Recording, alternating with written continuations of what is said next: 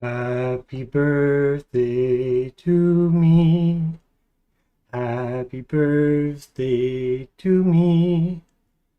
Happy birthday, happy birthday, happy birthday to me.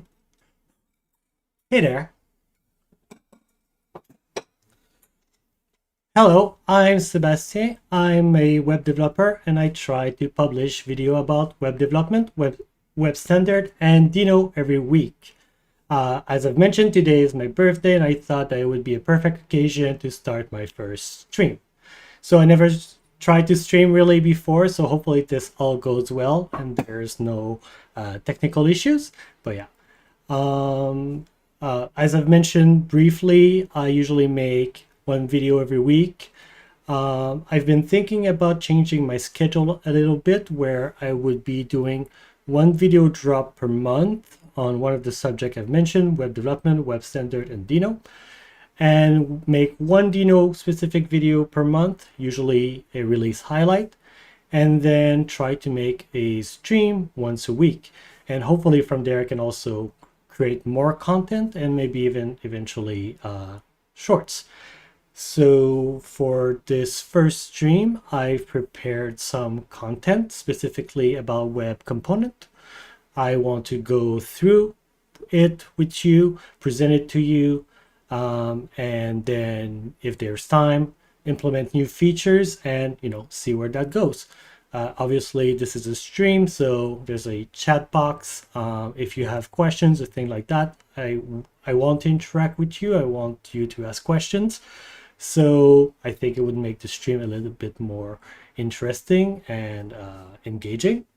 So yeah, I think that's pretty much it. Yeah, that makes sense. Hello everyone. So just reading quickly. Happy birthday. Yes, thank you. So yeah, I guess I'll just get started with what I had prepared. So hopefully this works. I don't know how shortcuts work because I'm not too trusty of myself. I just want to see. Can you see my screen now? The chat?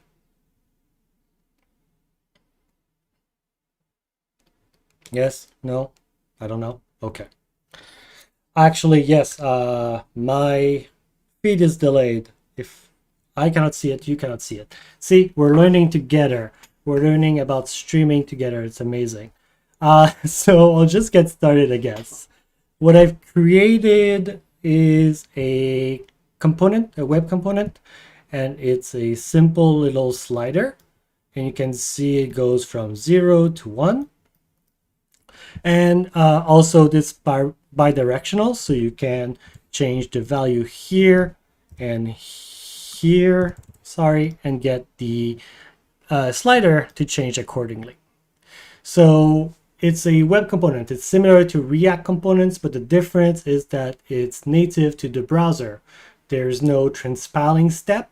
It happened directly in the browser, and that's why I think it's very interesting to talk about today.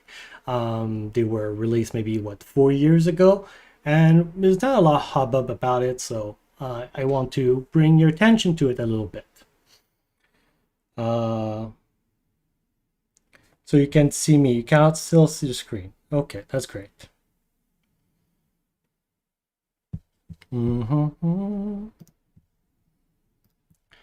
Okay. So yeah, I guess my OBS is letting me down here. So what I said is that I made a little component here, and the component goes to the left, goes to the right, and then in the input we can change the values, and the slider will move the thumb accordingly.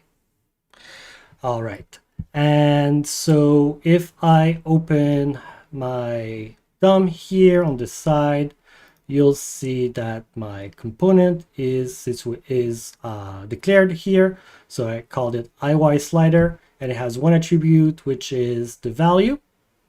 And if I were to try to open it, you'd see it mention a shadow content.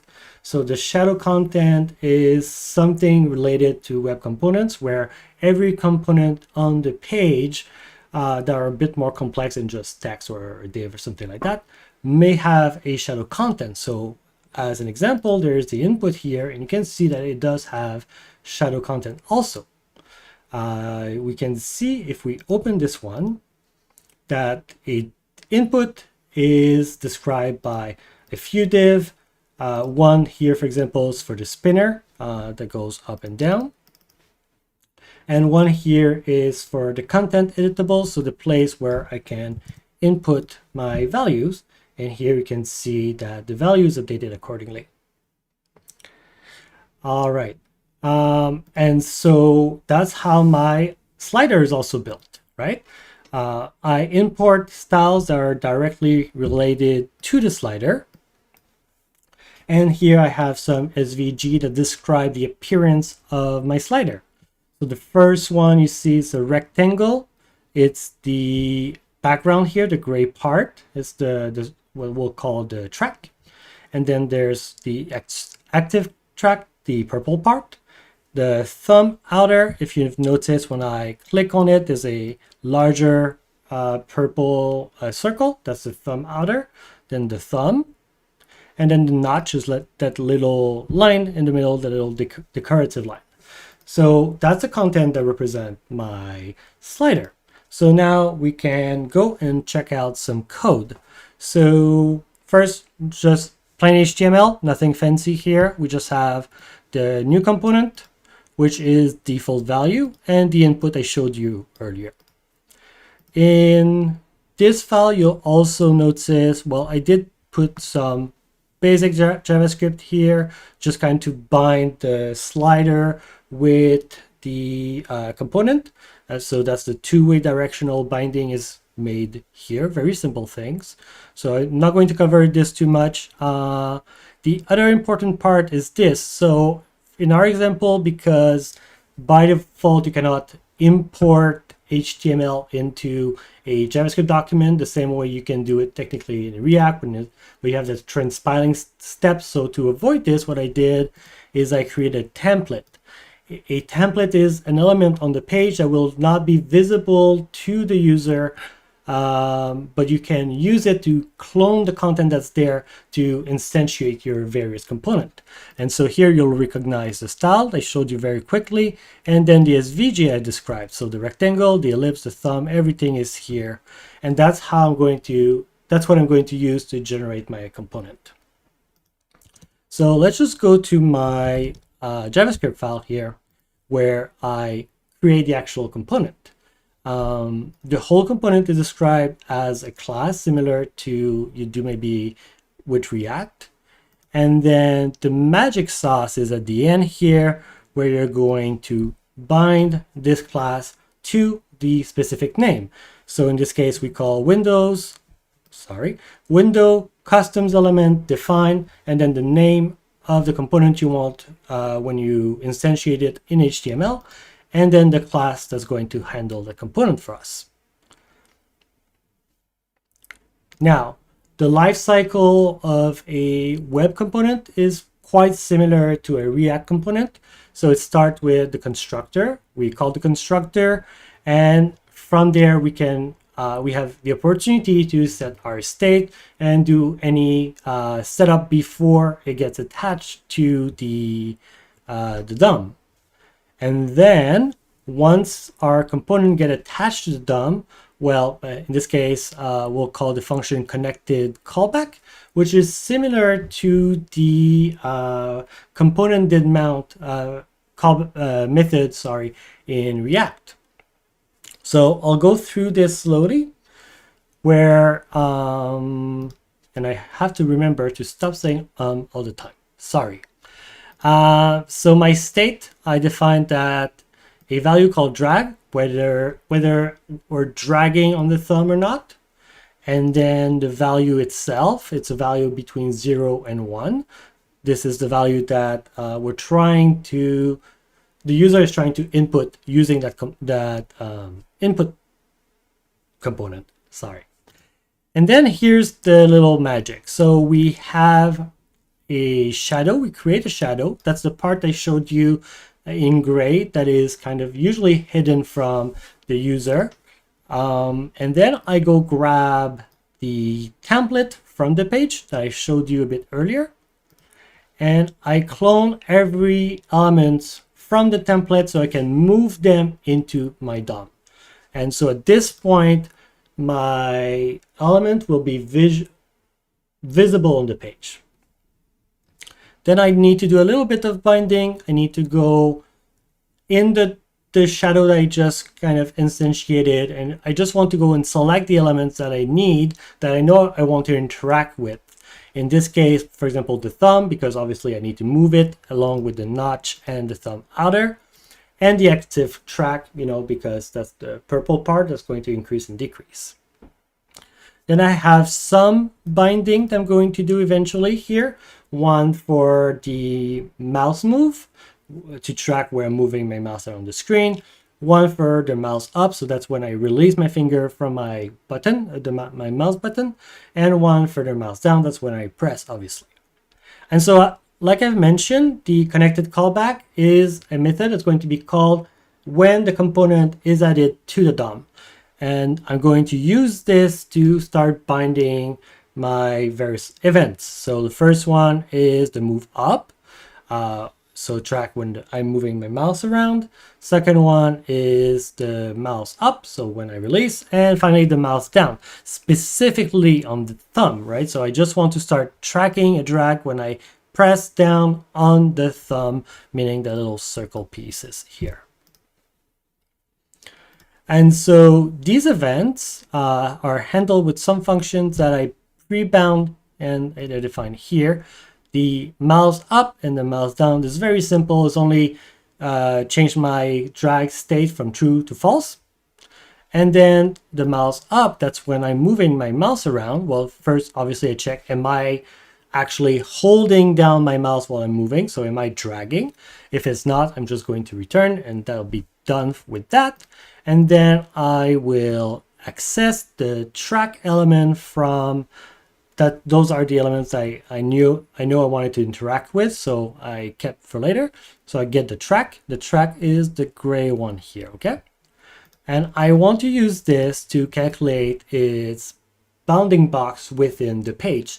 So the box variable here is information about the element within the page. So that is x coordinate, y coordinate is width, and its height. So I can use this to kind of calculate the position of my cursor in relationship to the box, right? So the position of the cursor is passed with every event object, and I can just get the client X property here, and then I just check where's the X of the mouse compared to the position of the box and its width. So I use this to kind of just get a number that's going to be between 0 and 1, and I set this number as my new value. So that's how we set the value. Now, setting the value is handled by these two getter and setter here. When I try to set the value, here's the value, so that's my number between 0 and 1. And I'll check if my component is disabled. So the same way as a text input can be disabled, so we cannot type into it, I want my slider to be, well, have the option to be disabled. So I check, make sure it's not disabled. And if it's not disabled, what I'll do, I'll set the attribute value to whatever X is. So in effect, if I open the console here, actually I'll go try to click my element here. Can I bring it into my console?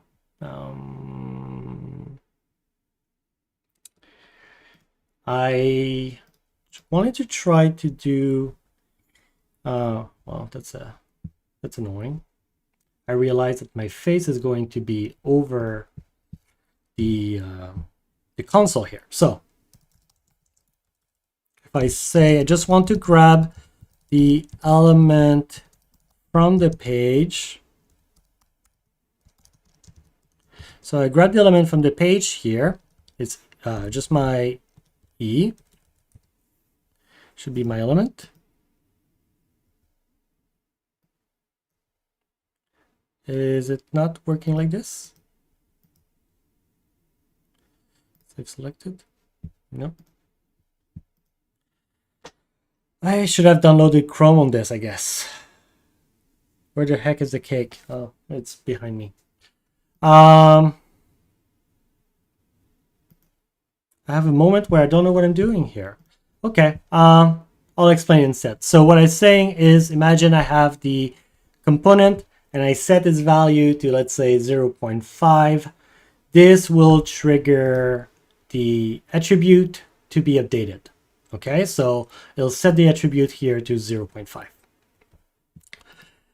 And so what I wanted to get to is that in a web component, when you define it, you can also set observable attributes. So those are the attributes that you want to be informed when they change. So what I said is this. So if I change a property value to something, it will trigger the attribute to be changed, which will trigger this observe attribute to call, just stay with me, the attribute changed callback here.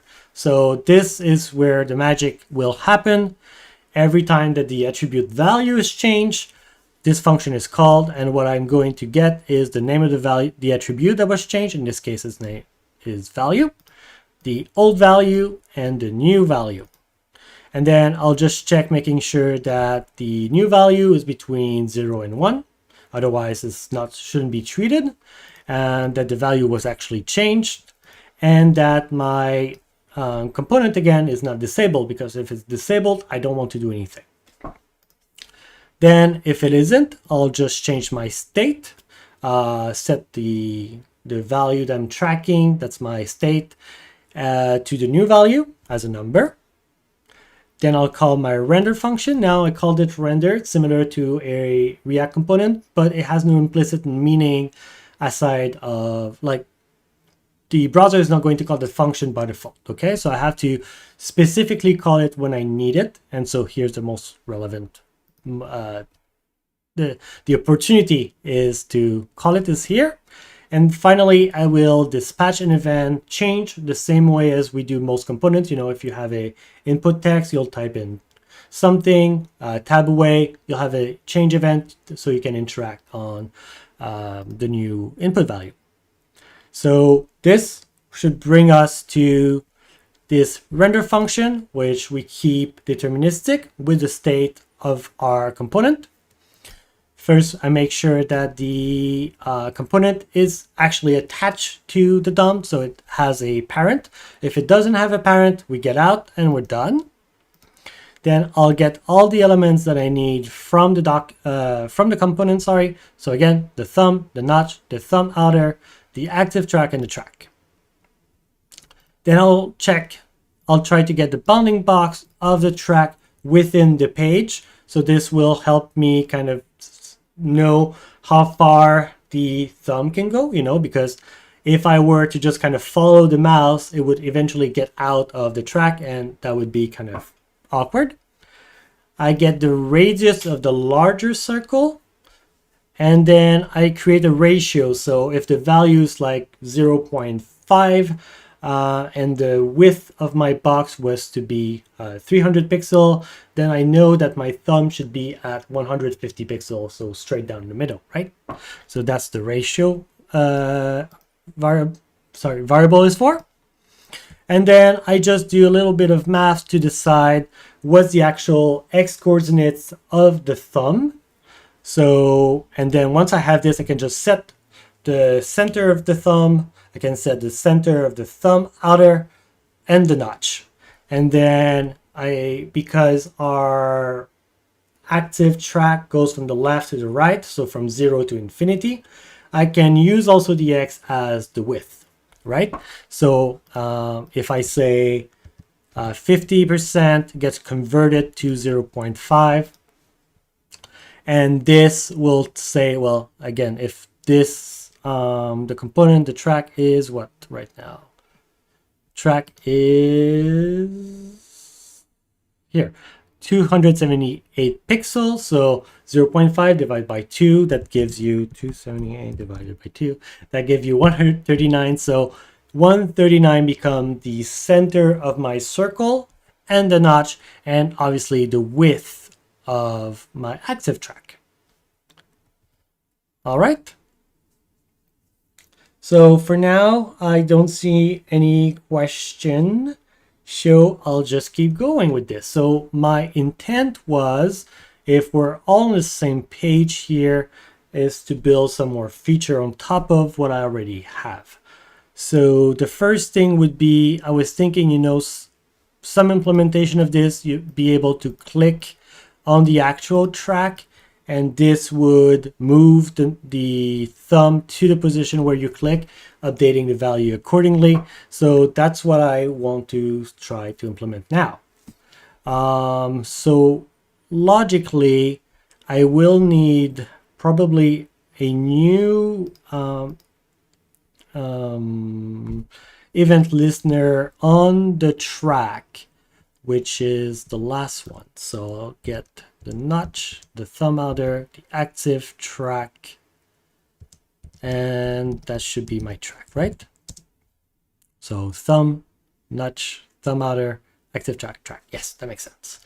And I would say let's track a click. Let's add an event listener for the click, and we'll handle click. So in this case, what I did is we have our function at the top. I do need to bind them with a this anyway, so I can unbind them appropriately. So I'll just do a quick binding here, handle click. Click is equal to handle click. Bind this, and I'll go and create my function. Oops, don't need to do that. So function handle click. So in this case, what I would want to do is know where I click within the box of the tracker, and use this again the same way as I did the first time to kind of calculate the ratio of my click within the tracker. So it's a client X, and so that would say where my mouse was at the moment where I clicked.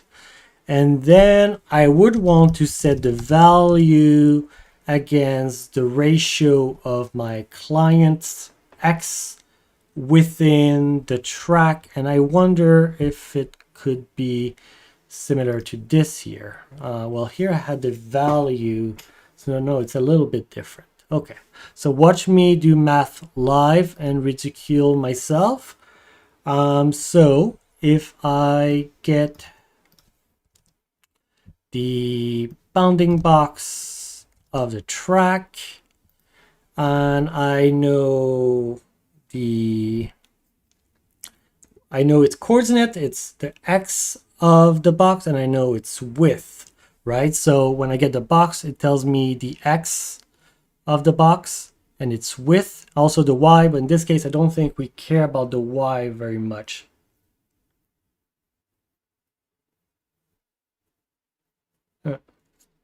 Yeah, so comment is I should turn the interactive element into an object so I can destructure them by name.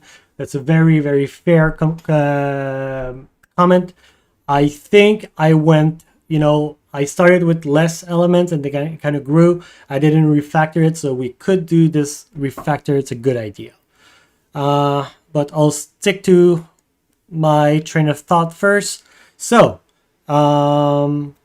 if the client X minus the box X, that should be kind of the position of the mouse from the beginning of my track. And then I want to divide this by the width. I want to know where it is within the width. Like I said, doing math live, I didn't think this one through. Okay, so I have, if it's at 0, if I click and it was at 0, that would be a 0. Let me just, piece of paper, give me a second. And I'm sure you will all yell the answer to me while I write here. So it's essentially yes, divided by the width. I think that's the value I want. Let's just console log this value so I can see where we are. That'll be fun to edit out of this video. Okay, so refresh, and then again, this thing, it's right over my face, huh? Not great. All right, so refresh, and then if I click here, the value is 0.2. If I click here, the value is 0. And there we go. I think that's about it. You get to click it around, and I can move it around, and yeah, I think we're good. Oof, I was a bit stressed out by that one. All right. So I'll get a sip and wait to know if there's any questions about where we are at now.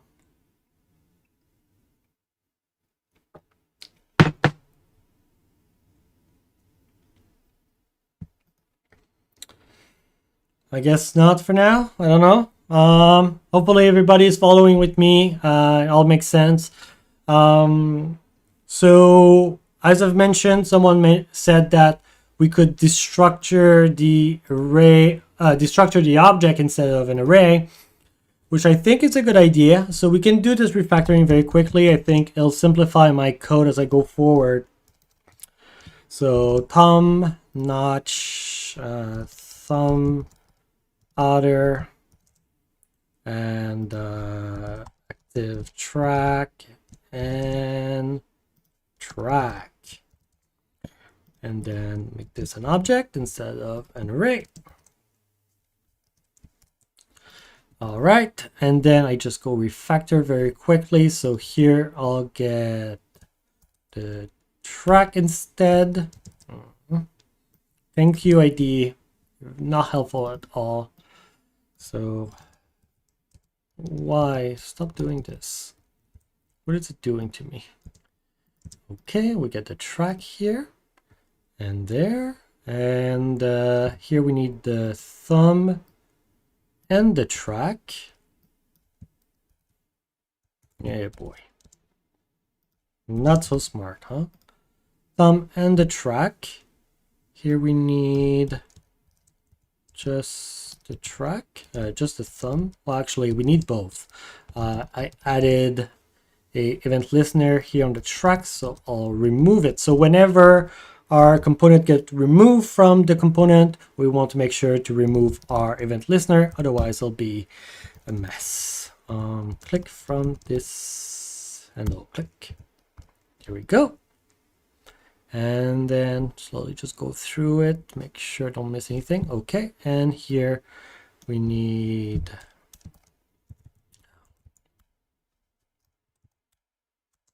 watch me fight with my IDE live, which is great. Okay, there we go.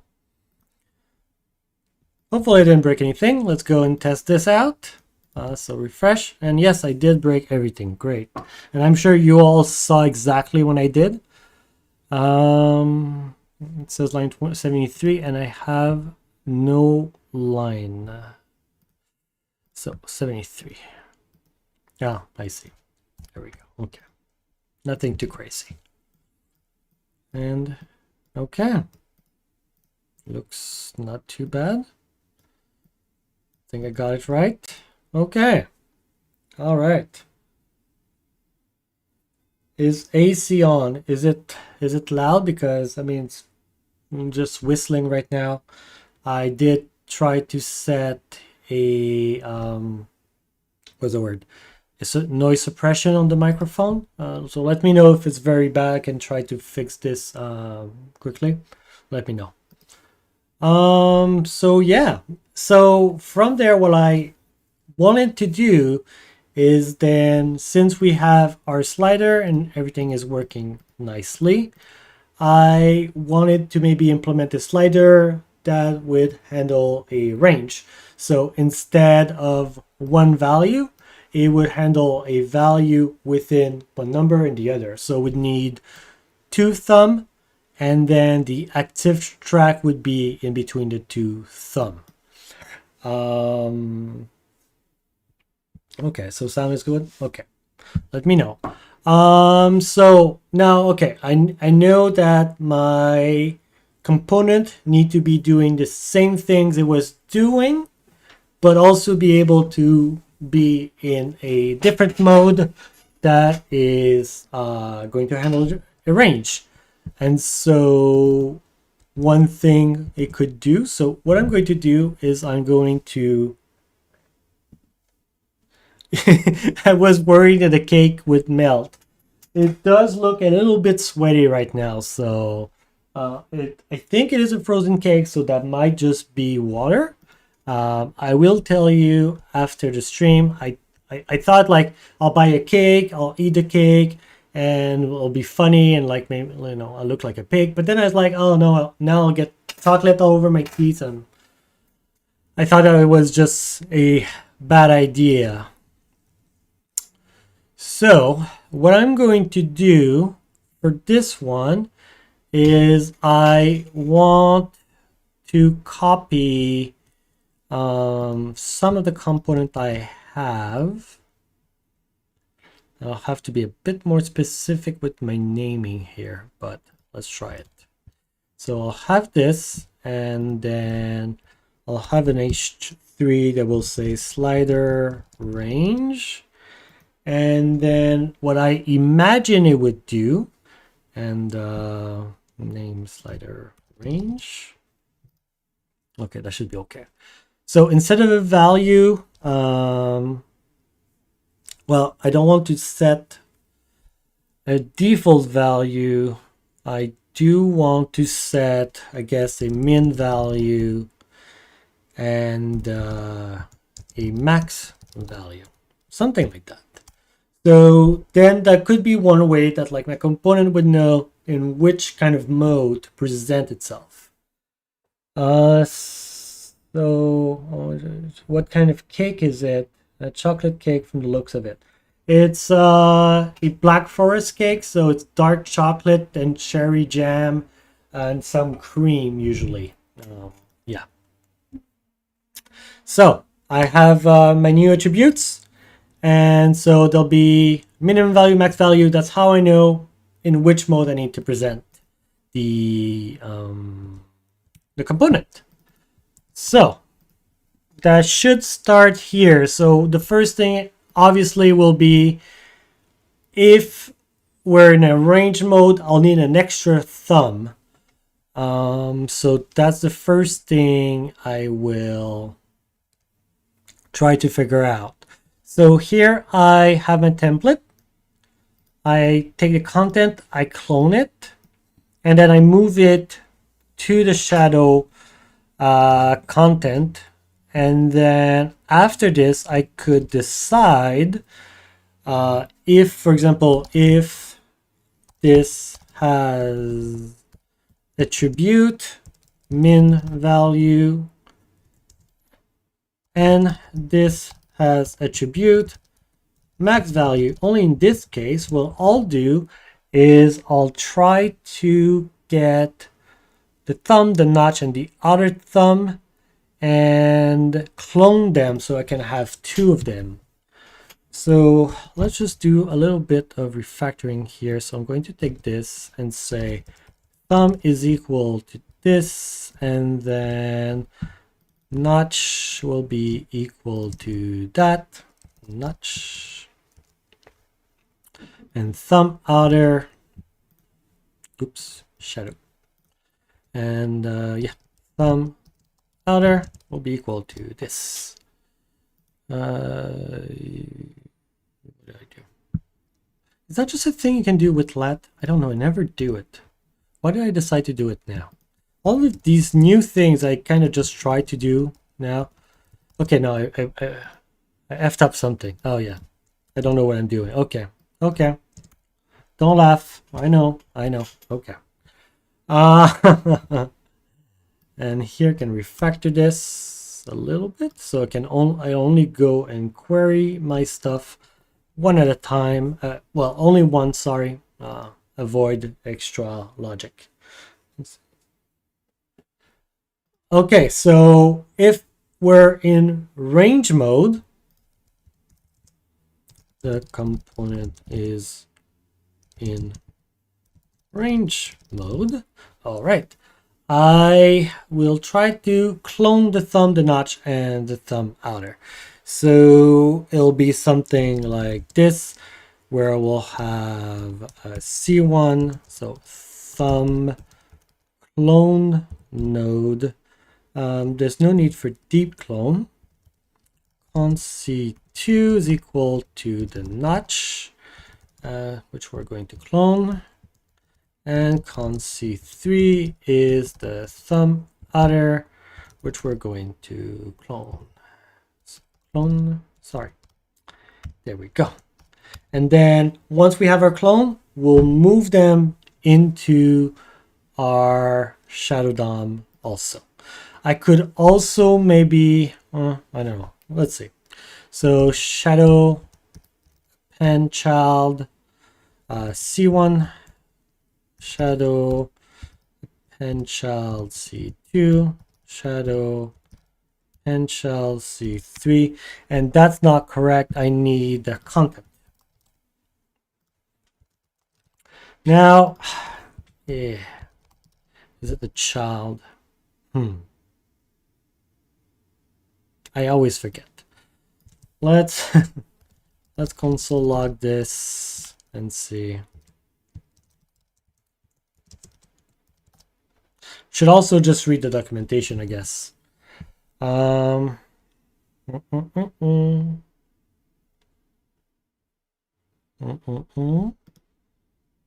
accurate. Doesn't read anything. This has attribute min value and max value. Is that not true? Or am I not understanding how the console works? False twice. Okay. Is the attribute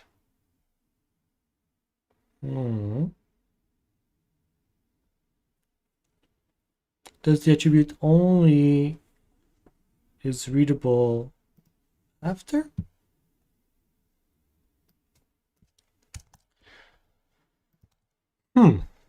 Let's watch me debug this live. That's just great now. Okay. I did set them min value and max value, and maybe they don't have attribute in the at the constructor level. So let's just see if the component is mounted. Do I have them now?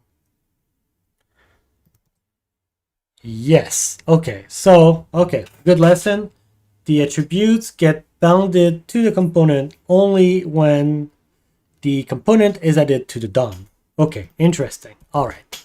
So only when the connected callback is called. Does that mean I should? I could. I was trying to avoid sharing my shadow. Is there an access directly to the shadow? So I was trying to avoid kind of binding the shadow variable to my context, avoid a little bit of pollution. So that's why I did kind of the cloning and everything in the constructor. But now I'm just wondering if I should do it all in the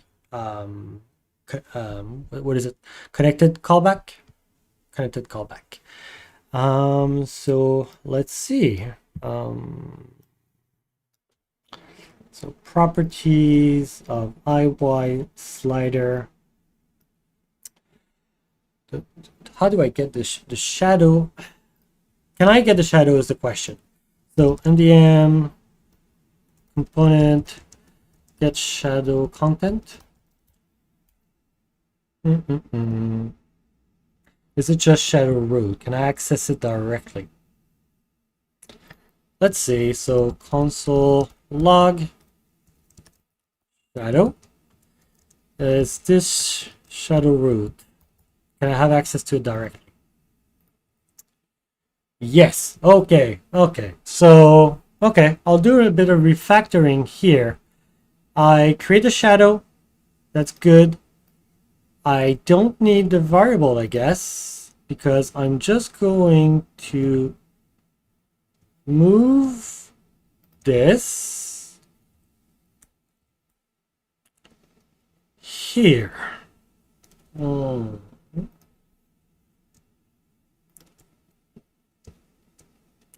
So move this here.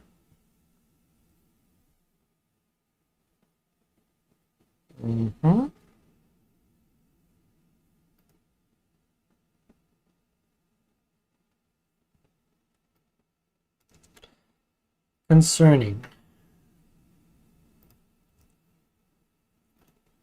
Blah, blah, blah. So, okay, sorry. So instead of shadow, we'll say this shadow root.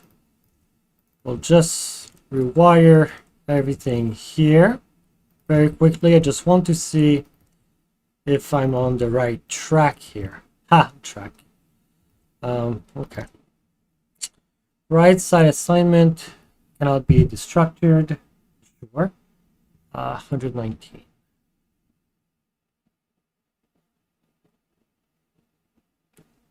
What did I F up? Check. Did a boo-boo here.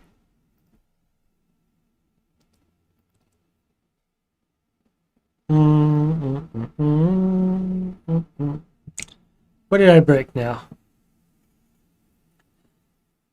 So I still create my object. I have it this.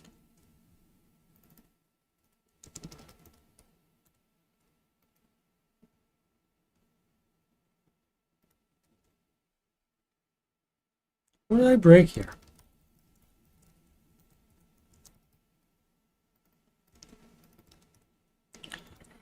Let's see. So clone, yes. Shadow, yes. And I don't get the render still, even.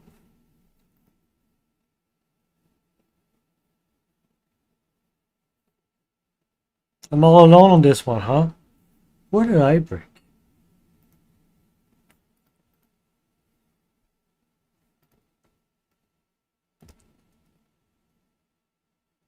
Okay. I think I'm an idiot. That's the reason. Let's create this early. And let's not too sure. I just don't want to rock the boat too hard here.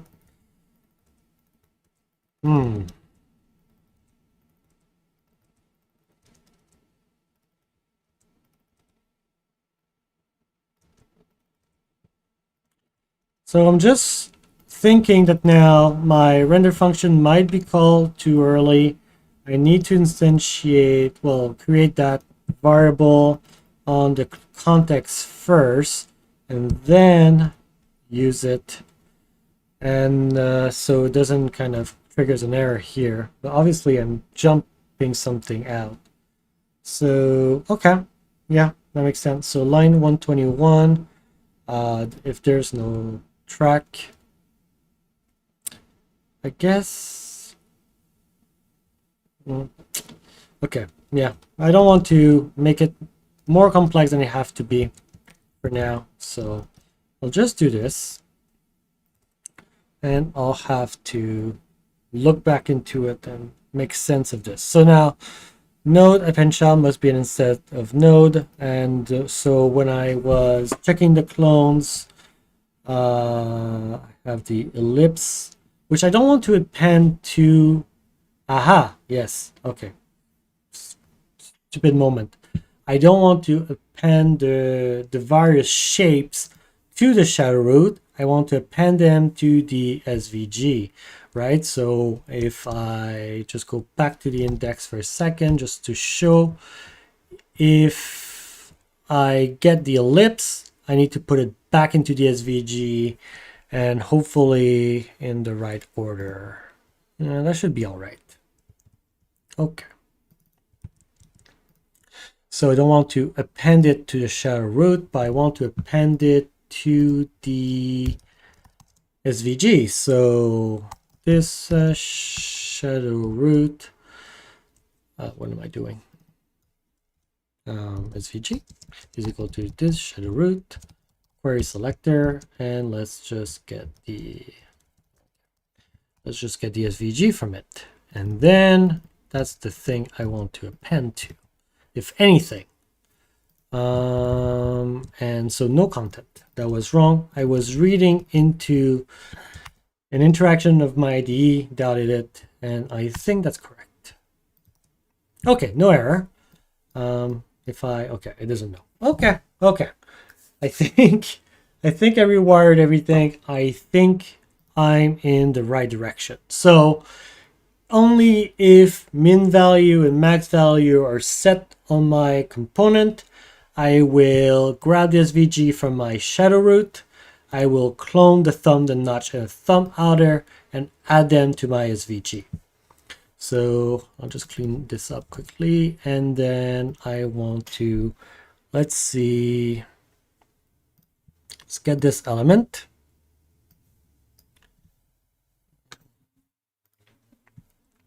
Open this, and I have the slider. Open it, open the shadow content, and open the SVG. And I do have one thumb outer and one thumb outer, yeah. So I do have all the clones, everything seems to be there. Don't seem to be in the right order.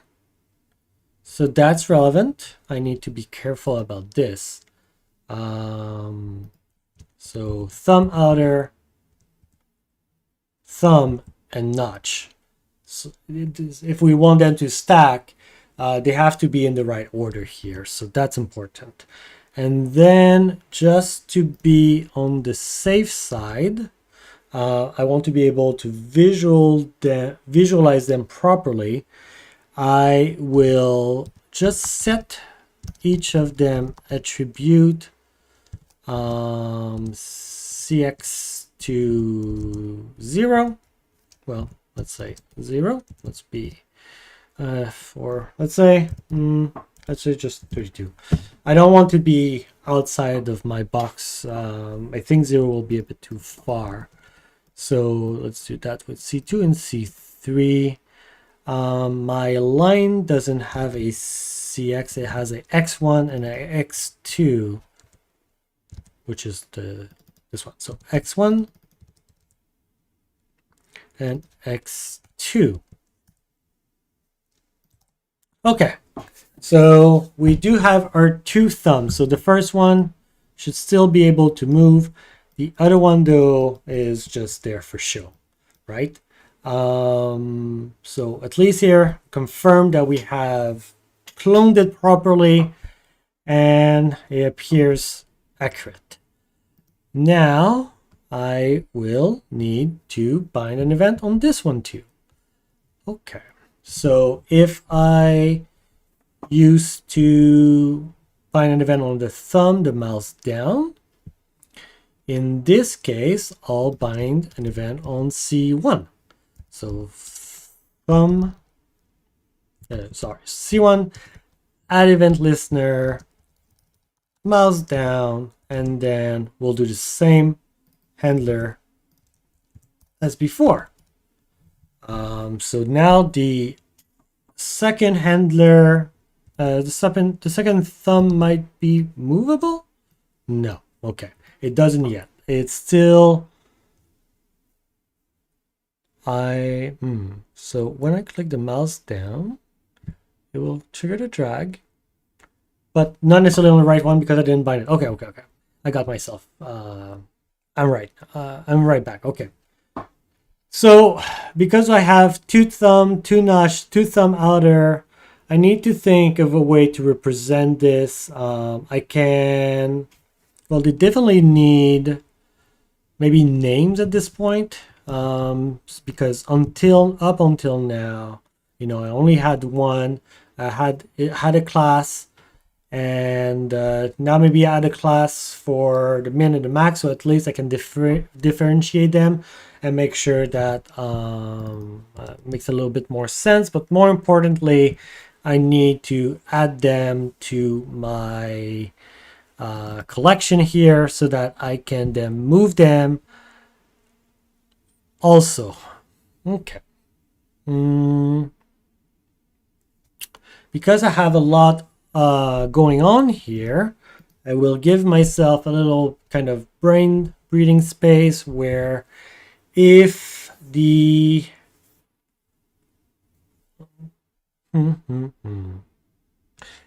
if we are in range mode, let's say that we'll set range to true, and we'll change min value to 0 and max value, well, not to 0, I'm silly, it'll be to whatever this is, right?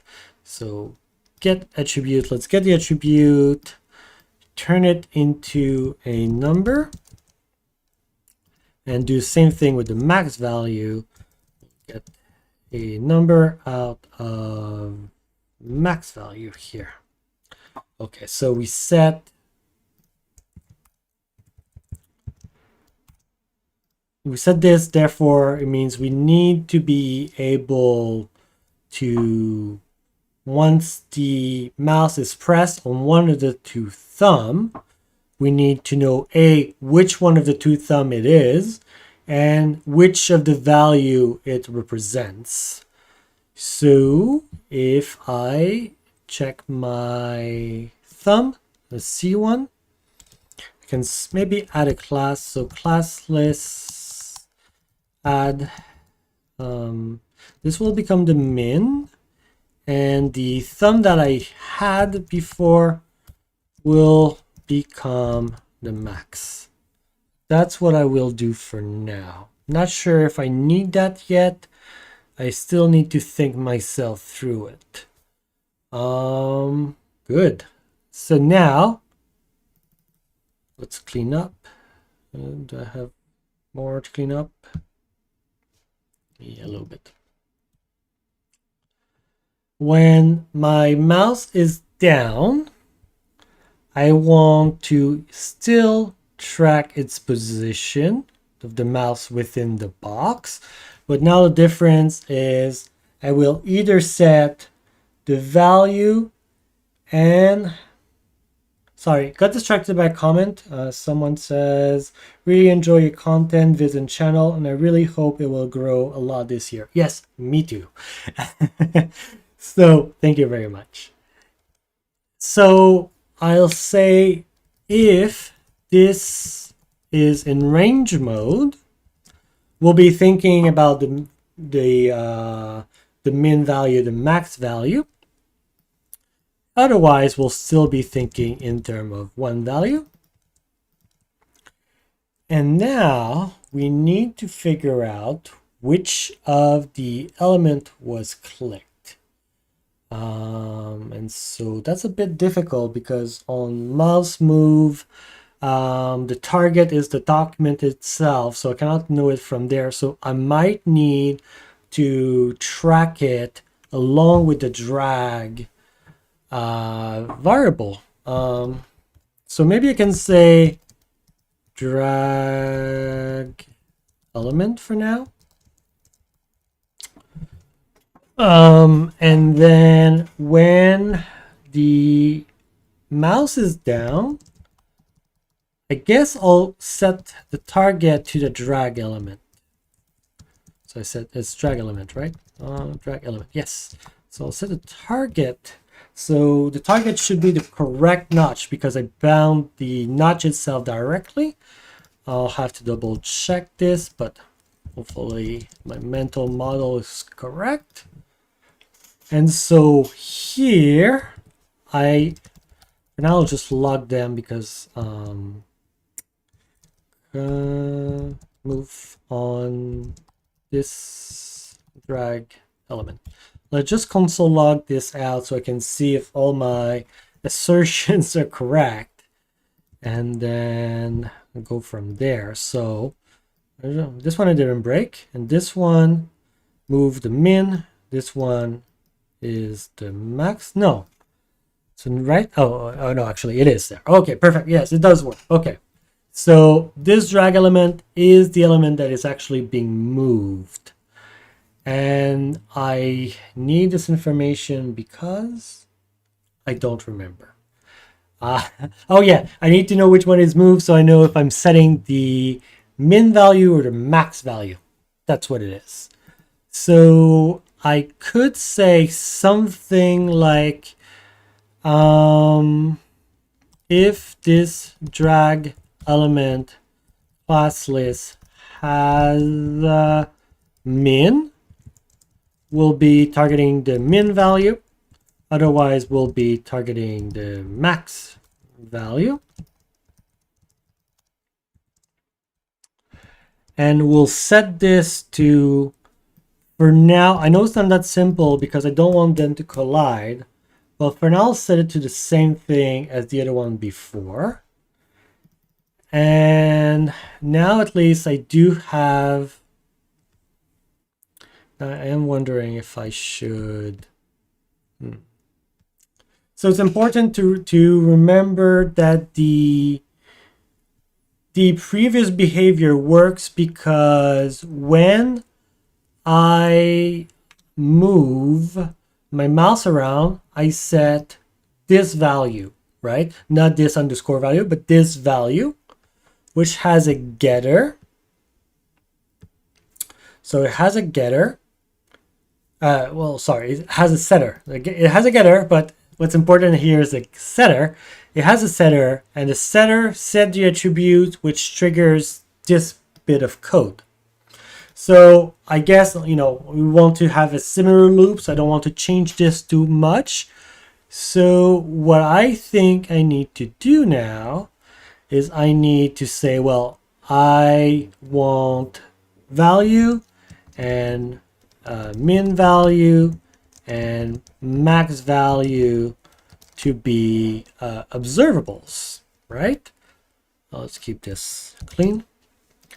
So this means that I need a getter and setter for min value and max value.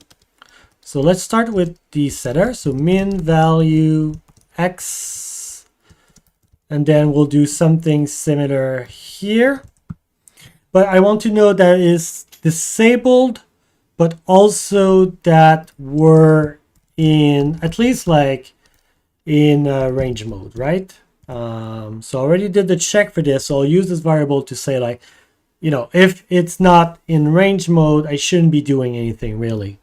And then I'll set the min value to x, and therefore can do the same thing with max value. Max value, max value.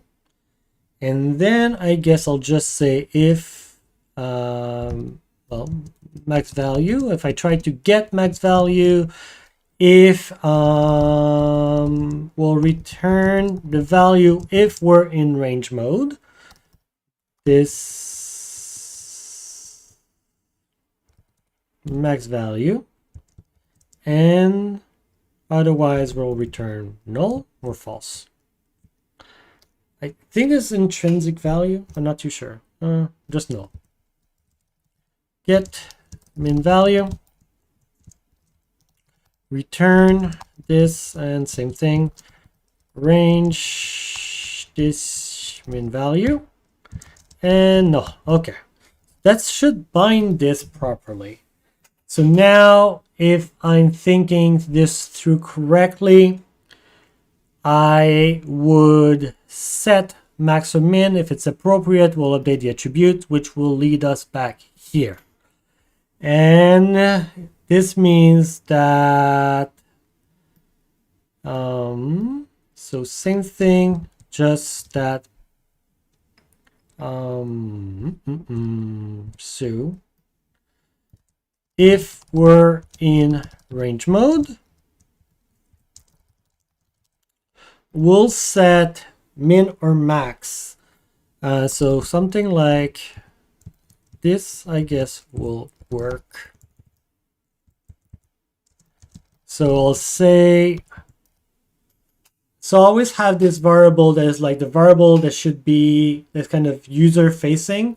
So it's the one that doesn't have the underscore.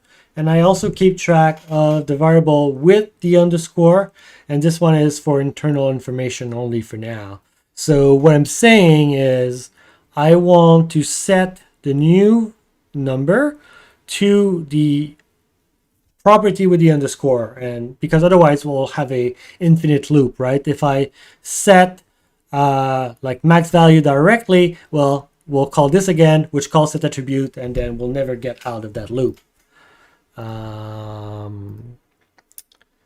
So I think this is correct. So if the attribute is changed, we're in range mode, I set the internal value again, and I can still render and I can still dispatch. This sounds appropriate. So this means I get to the render section. And I guess the biggest difference here will be which thumb, thumb outer, and notch were moving. And those I didn't add to my interactive element object yet. So I obviously need to do this. So I guess I'll say that, let's see.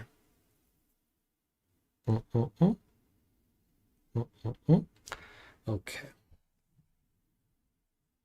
So maybe I should be a bit more consistent here, and I'll say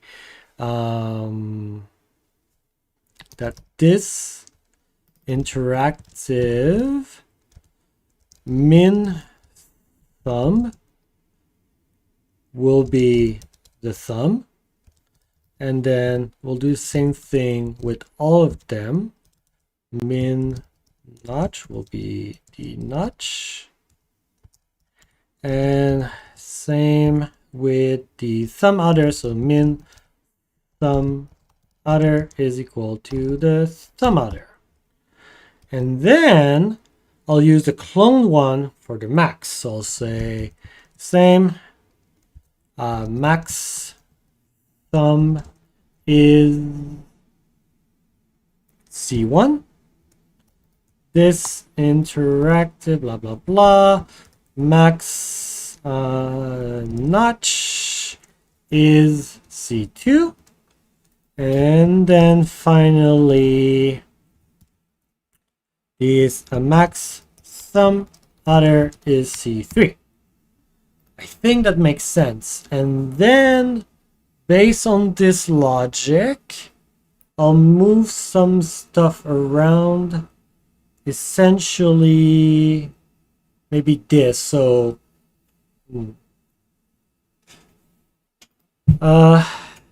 yeah, I think I'll just else those.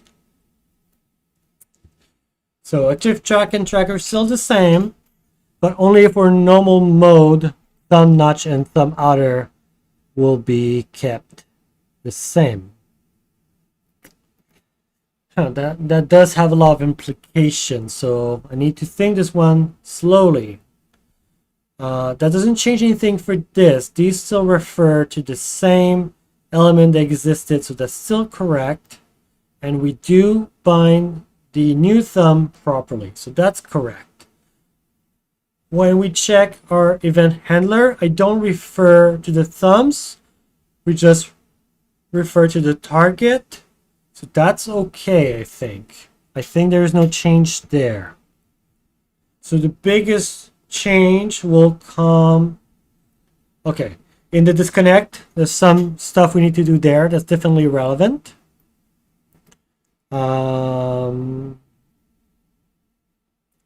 It's the least important thing, I guess, right? But in the render, that's where all the magic happened. And we still just have one thumb outer, one notch. We just need to change which name it gets from the interactive elements object.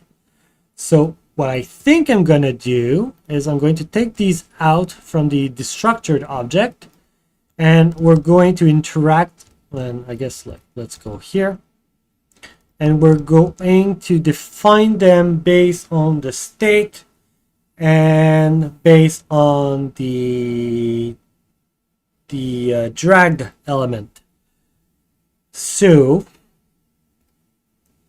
we know we have this range variable that decides the mode, and we have this class that we're setting on the active element, the one that's currently being dragged. So I think I can use this. So we know that the mode is whether we have range.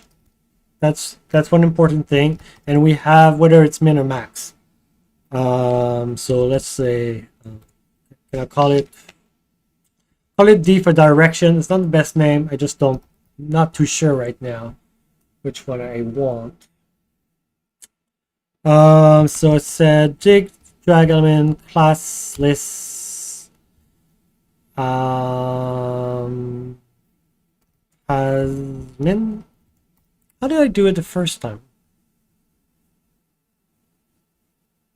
Has min, yeah, okay.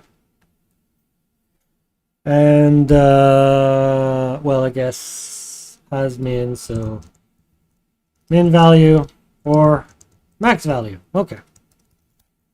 So we check which one is currently being dragged, and based on that information, based on these two information, I can decide which one will be the knob, the notch, and the thumb outer within this function. So if we're in range mode, then I need to check the D. So we'll say D, if it's min value, well, it's not that complex, but okay. This interactive element min thumb. Otherwise, this interactive element max thumb. Otherwise, this interactive element thumb. Okay, I need to clean this up, but I think I get I'm in the right direction here. So if it's in range, if it's the min value, yes, okay, I think we're in the right direction. So if we're in range mode, we get the min thumb or the max thumb. Otherwise, we get the thumb. That's good. Then we'll say the same thing for the notch. So if we're in range mode, and then I'll do pretty much the same thing. The difference is we'll get the min notch, the max notch, and the notch. And finally, same thing with the thumb outer. Essentially the same code. I'm sure there's some logic that I'm missing here that could make this a little bit more digestible. Maybe I'll think about it after the stream, or maybe one of you have an idea. Just let me know. And thumb outer. But I think the advantage of this, I never use this range variable, but whatever. So I think the interest of this is that I don't have to rewire anything in the rest of the code because the meaning of thumb outer, and notch remains the same. So hopefully I didn't break anything and it works. No. So this drag element class list has, yes, okay, that makes a lot of sense. Drag element is only set if we're in range. So obviously if range, we'll do this. Otherwise, we can just do undefined, doesn't matter. It won't be relevant to anything else. Okay, let's try this. Okay, so this one works. And here we have nothing that works for the moment. Okay, let's see. If I release the mouse too early, so not right now my guess is this. If I release the mouse too early, my drag element will be set back to null, and maybe I don't need to unset it. That's my theory in my head at the moment. So I'm going to remove this, and I'll try it, and no.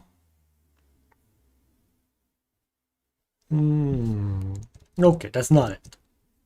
What could it be? Let's try. Okay, so whoops, I'm not at the right place at all. Here, so console log. Let's write the range. Well, within the render, let's have a good label. Range. Do I have a drag element? And if the drag element exists, can I? Is there a situation where the drag element is not set? Let's just be safe and say, you know, and drag element.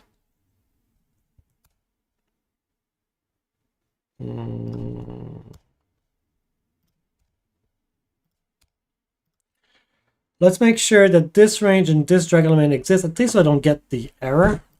Hopefully we can go a bit further with that. So this one's good. And then what happens, we still have the same issue. Let's, how do I garbage? Okay, so this drag element at line 8. Oh, line 8.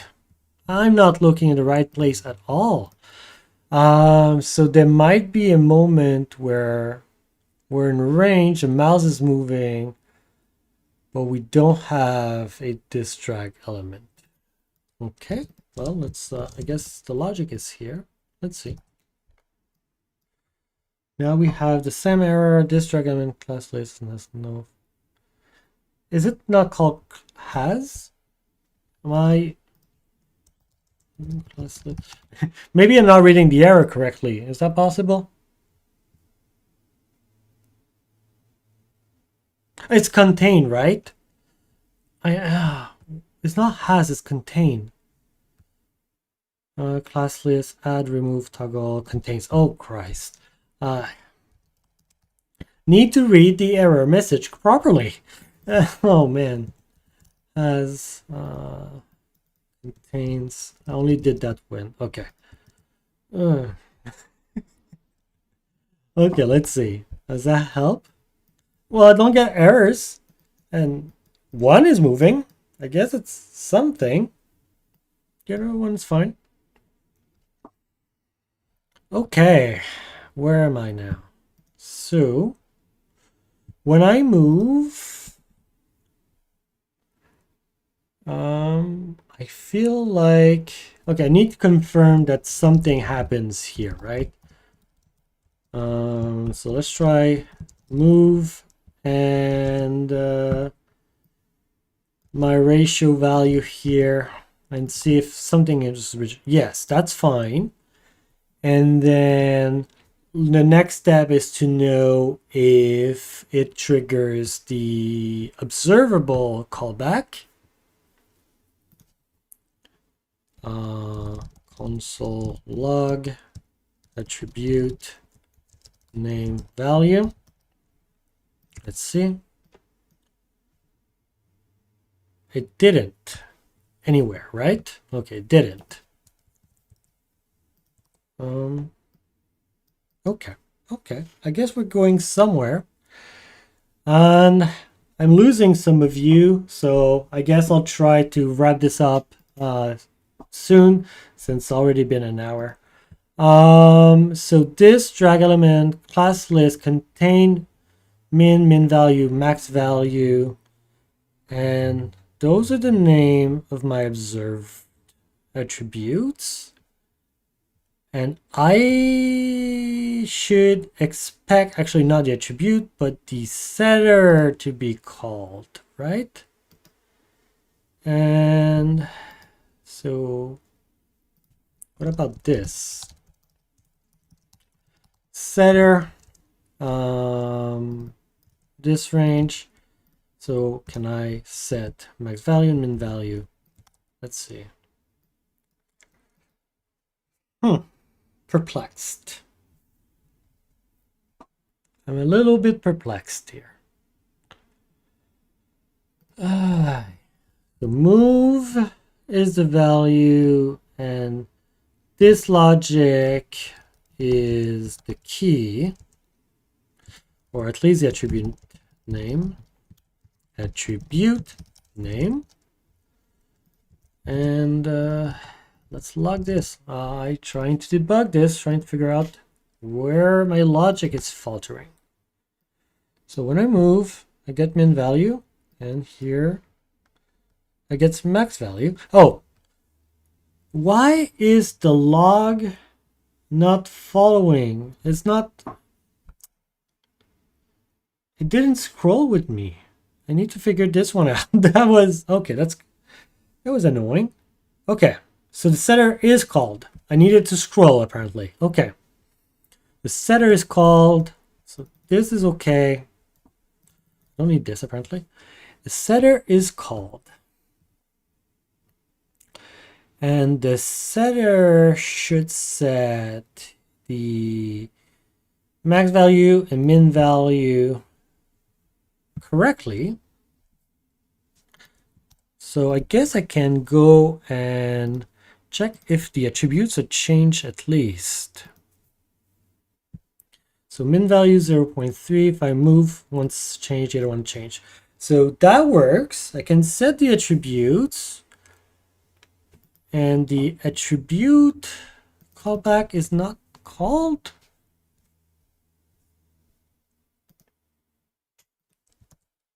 Am I missing something here?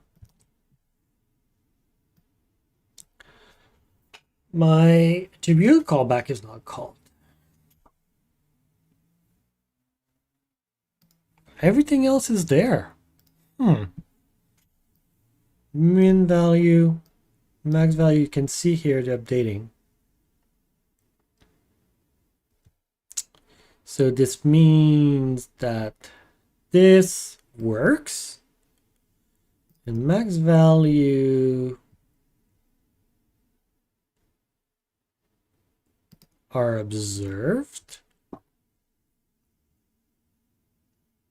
You spelled it right.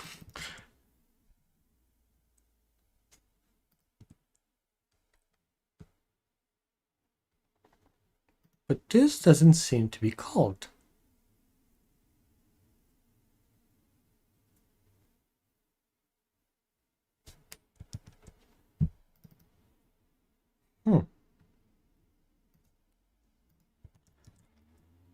Min value, max value.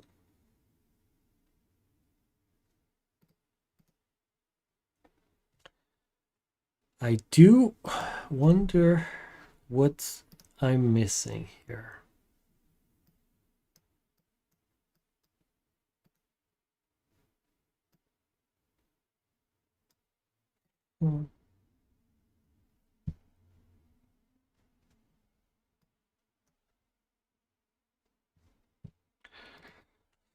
Can you see the wheels spinning in my head?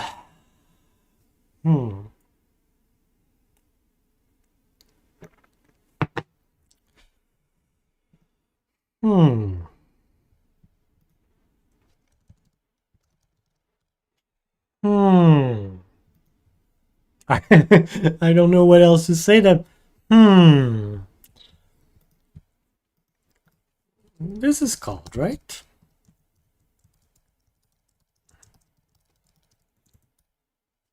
And there's no typo. Am I missing something?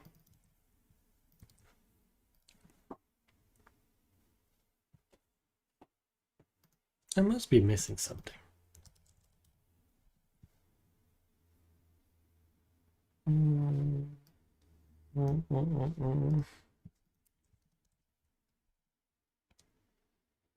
It's an array of strings, now return. And then the attribute callback is invoked each time one of the custom element attribute is added.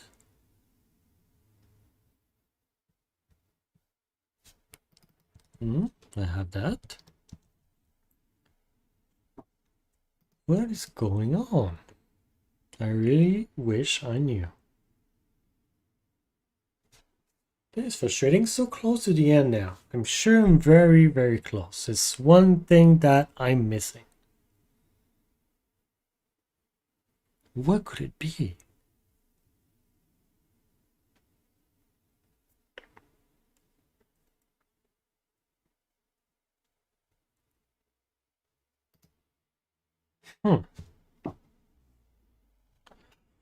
Should we eat some cake in the meantime? Maybe it'll come to me. Oh God. So close. What's going on? I'm confused because we can see that when I move this slider, my attribute callback is called. So no problem there. When I move those, they don't.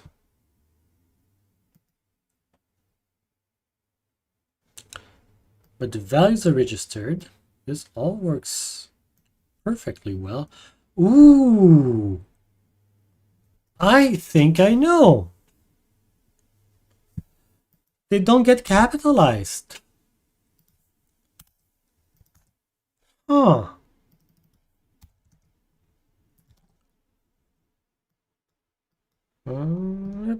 Yes. Oh.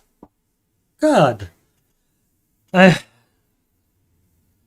No, so yeah, they...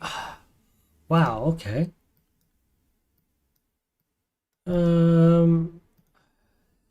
So when I name my attributes, I name them min max with a capital M. Min value and max value, sorry, with a capital V, but they don't get capitalized at the end. You see here, they all get lowercase. So when I said I was observing for value with a capital V, it didn't know what I was talking about.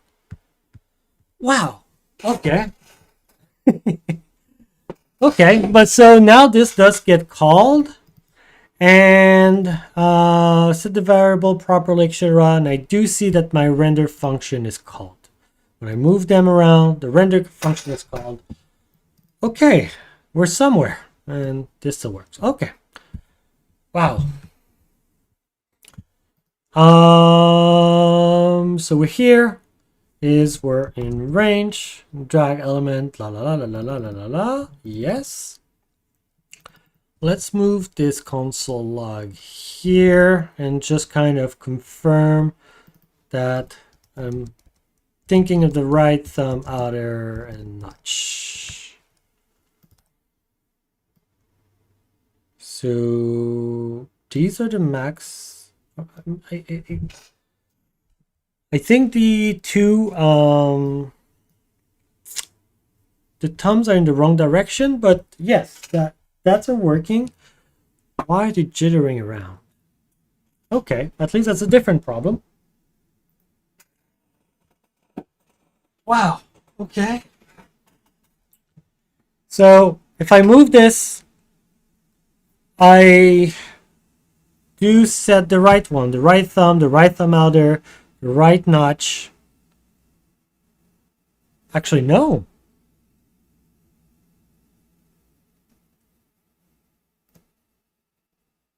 Huh. Let's see. There's something that caught my eye for a second. So if I have two thumb, there's only one I give the max to. Well, okay, no, that's fine. That's okay. That is okay. Why the jittering around? I guess it has to do with the value I give it, no? At the moment, let's just refresh. And which one is this? So the one on the left right now is the min. So it's all makes sense. Visually right now, it makes sense. And if I... Oh, do you see this? I garbage my logs, move. So obviously, when I release, like it doesn't do it here. If I click, hold, release, you know, like it doesn't keep logging, right? But here it does. If I click and move, I don't know, it only did once. Maybe a bug. Maybe something I need to check into.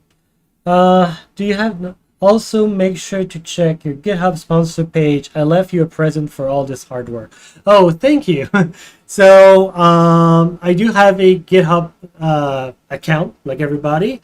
And on it, you can sponsor me. So, I do kind of try to make a little bit of money from this, which I, by the way, invest all of it back into the community, honestly, but I do try to offer some perks. So for a few dollars, you can get access to some merchandise, some exclusive artwork and things like that. And also, more importantly, you get access to me. So if you are a prized sponsor, I am very, very happy to spend one-on-one time with you. So if that's ever something you need, you know, you have a bug, something you want to, or someone you need to run something over. Is that the right expression? A sounding board, I guess is what I mean. Well, I'm very happy to help. So nice little happy birthday. Yes, thank you. Okay, so that was a fun little distraction. So where I am at now. Everything kind of seems to be bound correctly, but obviously this is going out of whack, and I'm not sure why yet. So my logic before was this: if I have the right thumb outer notch, I try to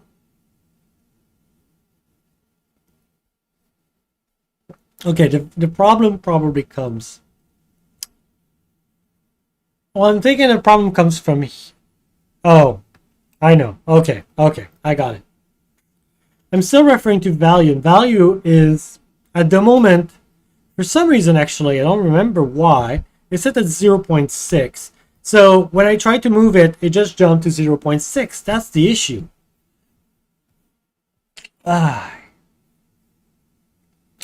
So here and here I reference value. So no, I want to be what did I say? So if we're in range mode, if we're in range mode, did I leave it? Yeah. If we're in range mode, we're going to refer to either the min value or max value, which is D. Otherwise, we'll refer to value.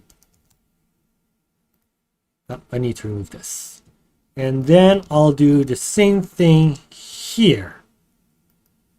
Hopefully this cleans it up a little bit. Should be less weird. Okay, let's try this. Okay, it still jumped. It jumped differently. This one's still good. I did get an error. What's the error? Errors? Invalid value line nan. Okay, I guess it's a good nan. Did I forget to get the... Let's see. Did I forget to coerce everything to number is the question I was asking myself. Refresh. No, doesn't seem so.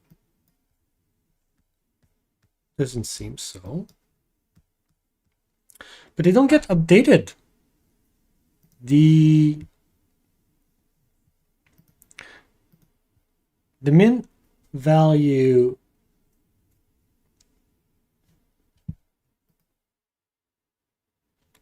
this is underscore value, and this is underscore value, and this is underscore value. Not going to distract too much right now, but it could be dangerous. But now, although I know that the attributes get modified when I move around, the values in my state don't. So this means I'm not setting the state value properly.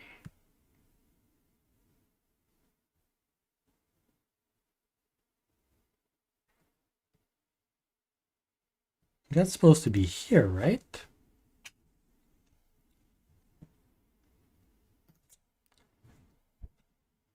What happened here? Let's see. So console log. And this gibberish, which should return min value or max value. And this value. What's going on here?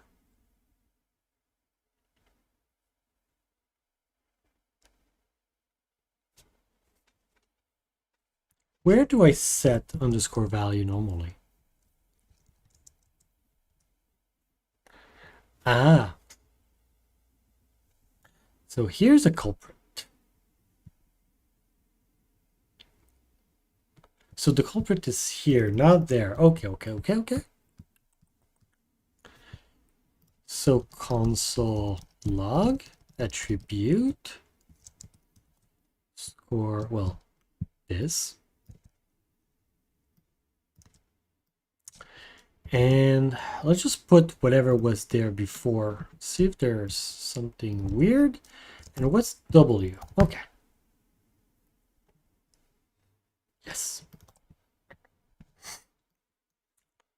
So attribute. Oh, yes. Oh, wow. So it's my casing issue that just hit again.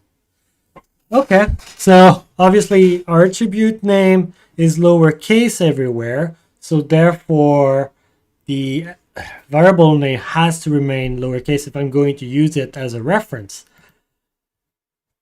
Okay. Min value. Let's keep the casing. So replace min value. Replace max value.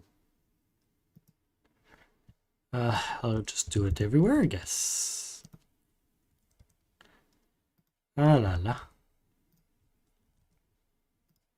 Just here and there and here. And here. Oh, just, you know, for the sake of it. I do it manually right now, just not super confident, so I don't want to like you know, find and replace everything. Just won't take the time to really look at it. Sorry about this. You'll have to look at me fiddling with this. I hope the top of my head is interesting to look at. So this. Wow, okay. That's a journey. Okay, well, it doesn't exactly work the way I want it to work. But there's something. One of the two move. Okay, maybe I mixed them up somewhere. Okay. We're making slow progress. Well, still getting 6 of you, so going to keep going, I guess. Okay, so let's try to make some sense of it. And you know, like in reality, I would usually say like, look, we need some tests, something, because here we're kind of going blind. But I definitely need to kind of figure out a framework to test this properly. And so next time, I think what we need to figure out is how to test these properly, because we are working in hard mode here, in my opinion. Okay, so this is the min, and if I move it, it said the min, and this now They both seem to. Oh, okay. So this is the min. This is the max now. Correct? No. What I'm looking at right now is so if I check here, I click this one.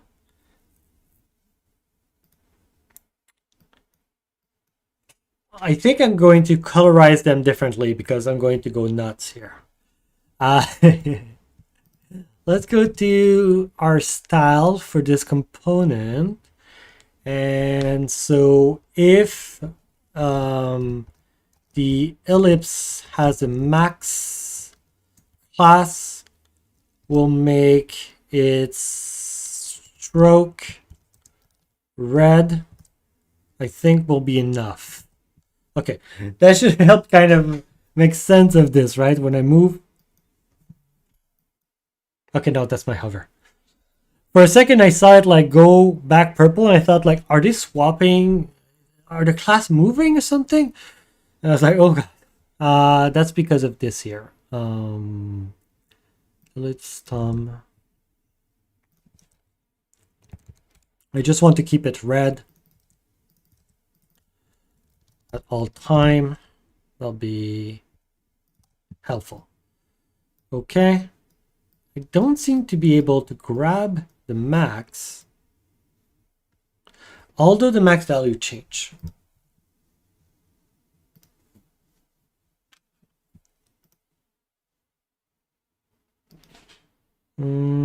So open demo, and this is the min. Now it's moving to max. Okay, obviously there's a mix up somewhere because this is the min, move the max. This is the max, move the min. And I cannot grab the max all the time. Okay, so I obviously mix things up somewhere. Interesting. Okay. Slider. Let's see.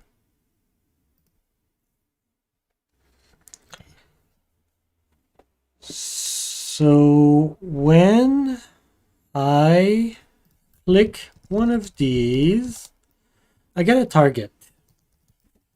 And then, yep, target. I just want to confirm, like, I click the mouse down on the right element and doesn't like, console? I click on this one, down max. I click on this one, cut the min for a second. Okay, I obviously mixed up things somewhere here. That's the min, but move the max.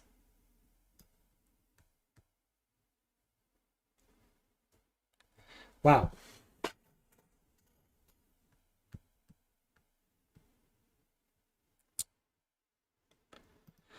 Going to remove this for now. There's a lot of noise on my console. I'm not appreciating. So if you don't mind, I'll take a little break, go for a pee, and then try to figure out what kind of mess I made. So hopefully when I come back from peeing, there's still some of you left, okay? I'm going to try to put you some music, and I will probably fail. Yep, this doesn't work.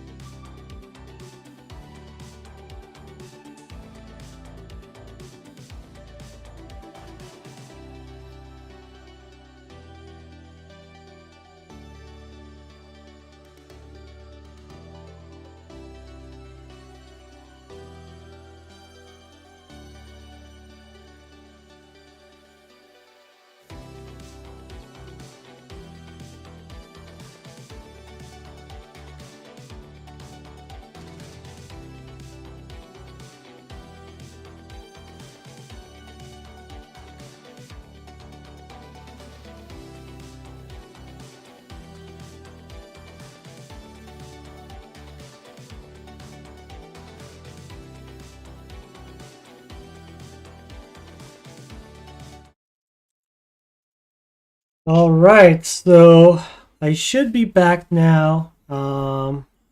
So at this point, we implemented, I think, most of the feature to get our slider to a range slider.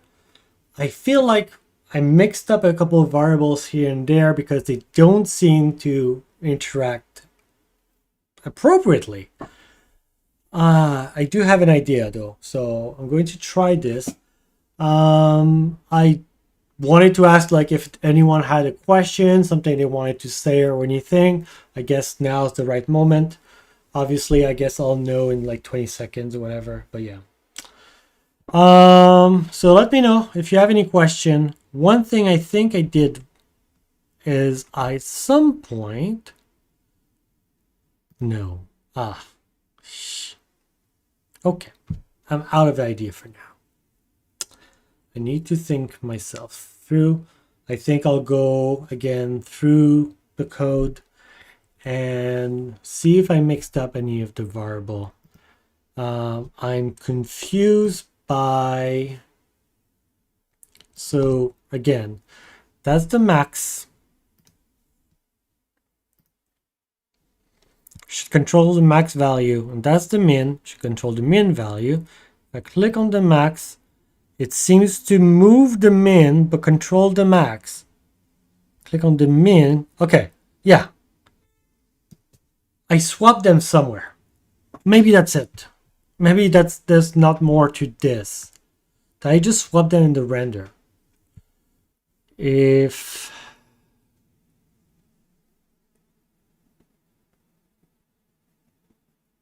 the is min value, get the min thumb, the max thumb, the min notch. Seems to be consistent. So I guess let's just check here. Render, range, D, and let's just put min max. I'm not too sure at this point. Like this.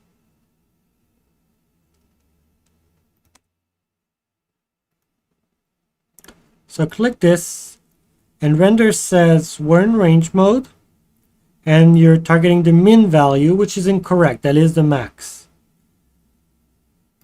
Okay. Where did this happen? If the drag element contain min, get min value. And the red is max.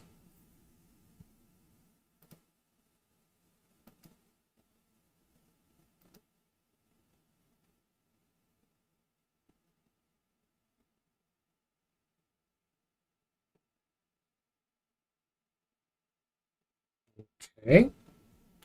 I'm trying not to stay silent, but it's just like my head is spinning right now. Somewhere I flipped something and I don't know where. Let's go through it. Not giving up. So I said the red is the max. The SVG is clean. There's only one max. There's only one min. The thumb. There's only one max. There's only one min. And when I click on the max, which has to be the right one, the min move.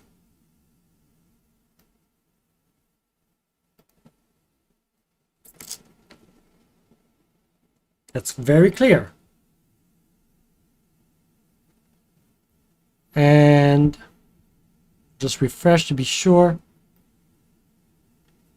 It says that we're in max mode, right? It says render max value, and then the max value changes. It's the only one that changes. So all of that is correct, but we end up with the min. Okay. So did I flip them when I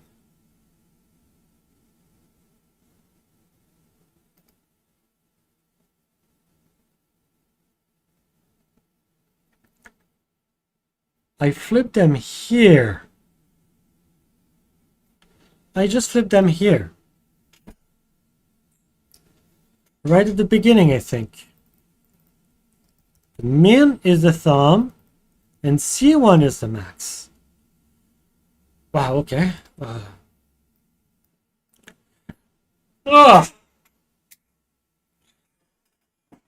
Whew. Okay, so we get them to move. Now, the active runner moves based on the last one that we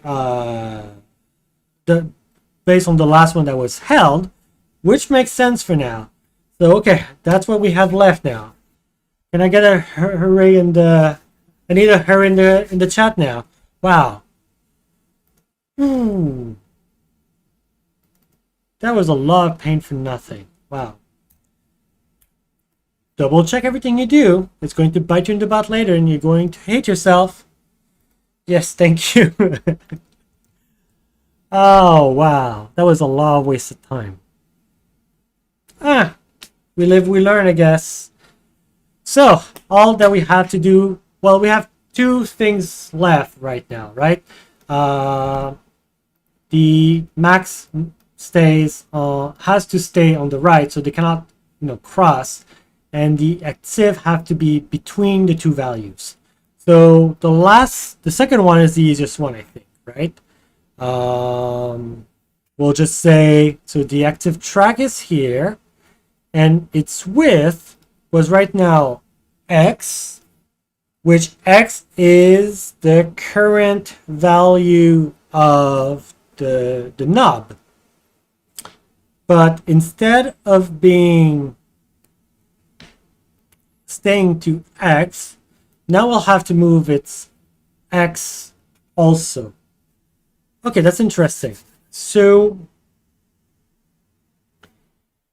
if we're moving the mins, we want to move is x and change the width to be whatever it was minus what we removed, right? So if we remove from the left to the right, so that's the x coordinate, and we remove the equivalent value from the width. And if it's the max, we're going to increase the width minus the x. So that stays pretty much consistent as the width goes. Okay, so let's think this. So if we're in range mode, we need to do this, otherwise we'll need to do that.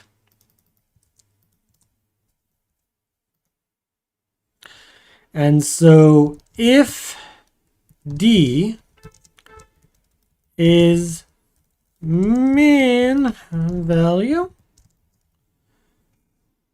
that means we need to move the x and reduce the width. So active track set attribute x will be x. That's fine. Oops, that's a dot, not a comma. But we want to change the width to be what it was minus x, I think. So this is active track get attribute the width minus x. Actually, width is a string, so let's coerce it to a number like this. And this. Okay. And else we'll do the inverse. So we'll set the width to be, the x doesn't change, and we'll set the width to be kind of offsetted by the x.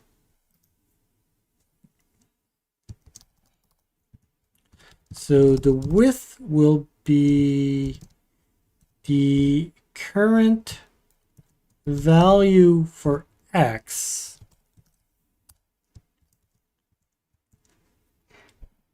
minus x minus x.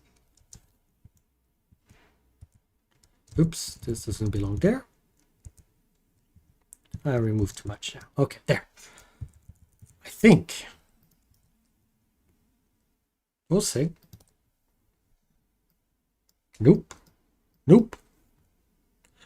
We get a lot of minuses here. Okay, I mixed up something. Let's think about it again. So, in each case, let's just log the value here. Here, let's move this here. Range D and those. Yeah, okay. Well, it was the same actually. So if I get this one,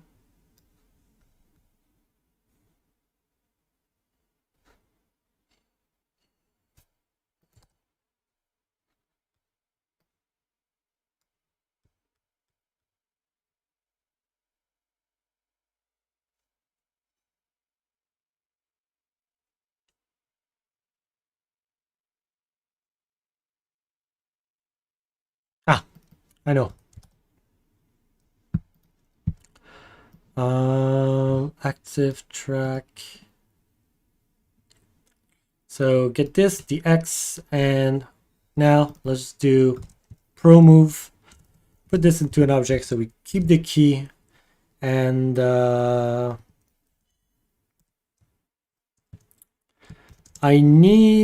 want to log the active track attribute, get attribute for X and width, active track, get attribute for the width. Okay. And so the range, yes, the width is 166, the X is 161, the X1 is 8. That makes sense.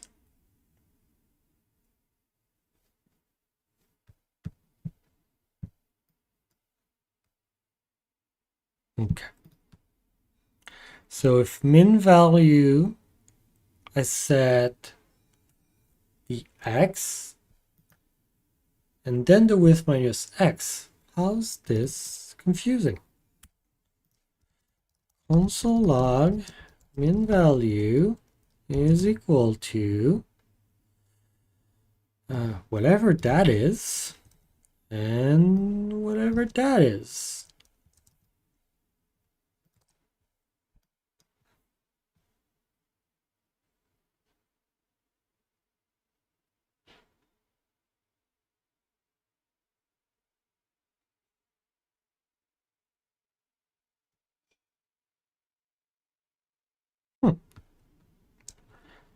Sorry, I didn't freeze. Okay.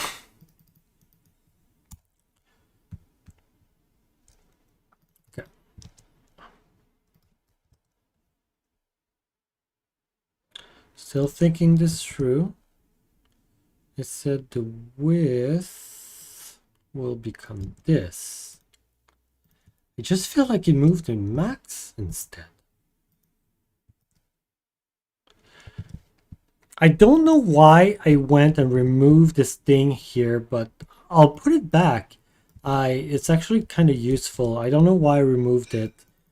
I thought it was smarter, I guess.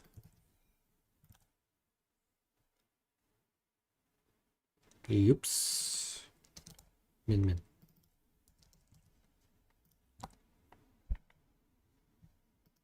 Why are those two flip?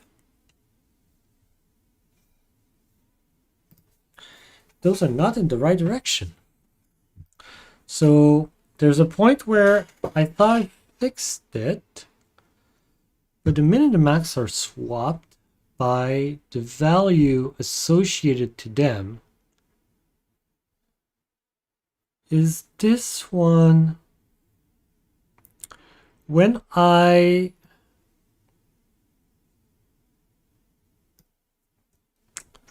so red is max, green is min. When I clone the element, I said that C1, the clone, will be set at max.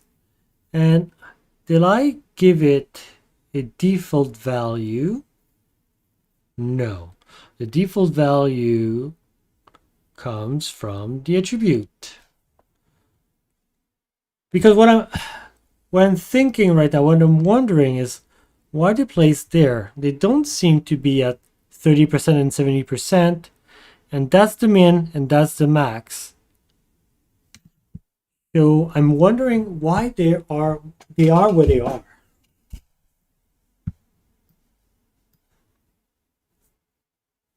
I'm not certain. Did I do something about this? So here I set min value to be min value and max value to be max value.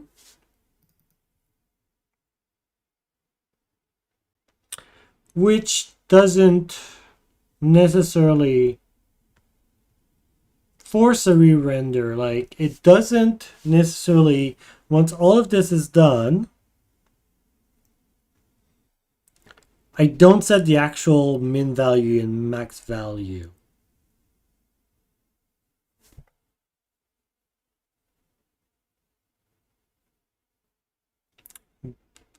But how does it work for the val? If I checked my old example here, the one that's only have one value, if I move it to 0.3, it doesn't move necessarily, so neither are positioned at the right place from the get-go, which is good because it's consistent, and I appreciate the consistency here. But why is it positioned where it is? I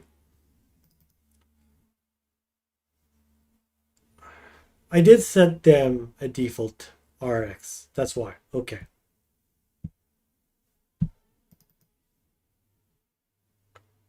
And then I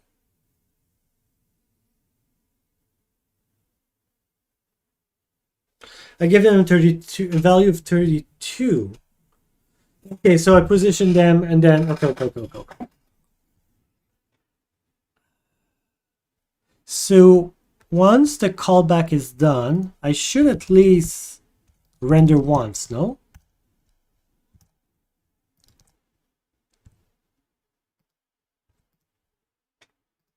Because when I render,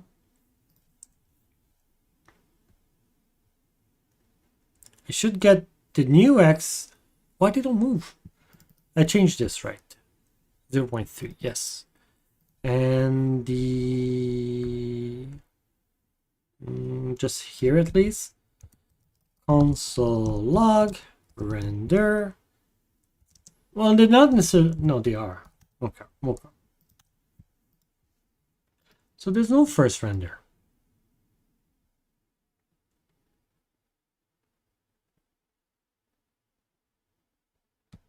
There is no first render, although it's called. What did I do? Okay, sorry, I must be tired. I put this render into disconnect. That's very useless. Okay. It's a bit more sensical at least. This slider does, kind of is positioned at 30% when I load. And those two, I would expect them to be positioned, the red one obviously on the right and not on the left.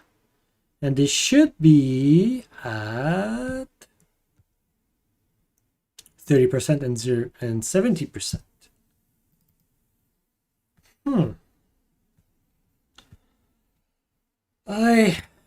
I need to wrap this up quick, I think, huh? I'm losing some of you. Hey. Yeah, it's getting long. How long are we in? We're almost 2 hours in, so definitely need to wrap this up. What What?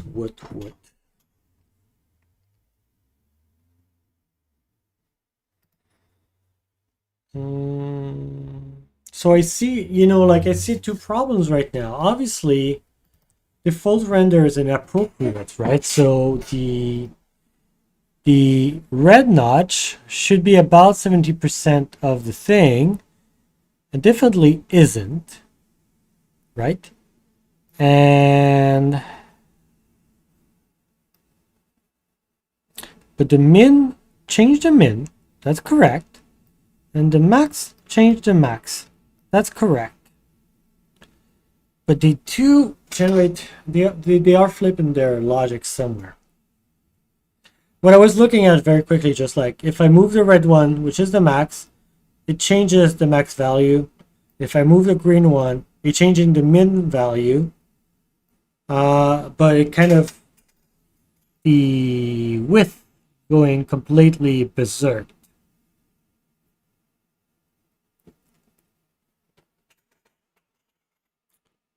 The active track width goes berserk, and the X is fine. Like the X works.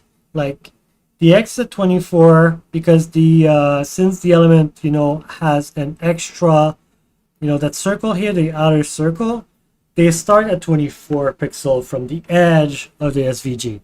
So the X works. The width is going to town. So my logic there maybe just be a bit off when I set the width. Maybe nothing more. So I said get the width that was there. Well, already if it was out of whack, it'll just get even worse.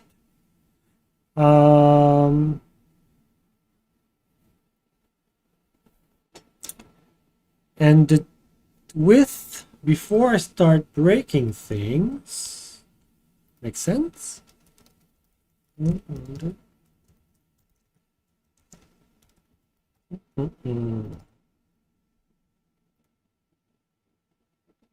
Render 83, render 166.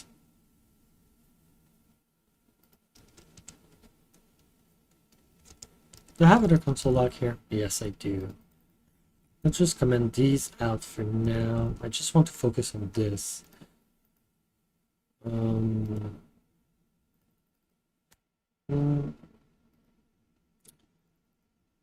This. We need a better way to manage console logs, but later.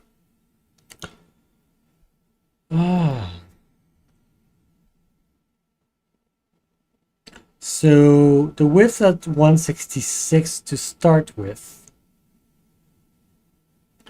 And then I get an error on CXX1. Okay. And that's before here. So already the X is out of whack, obviously.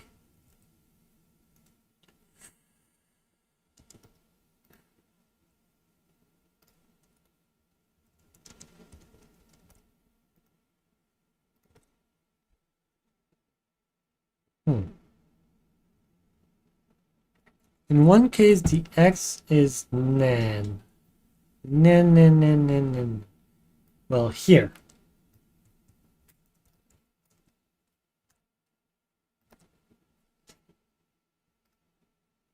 Do I have more of these? No, just this.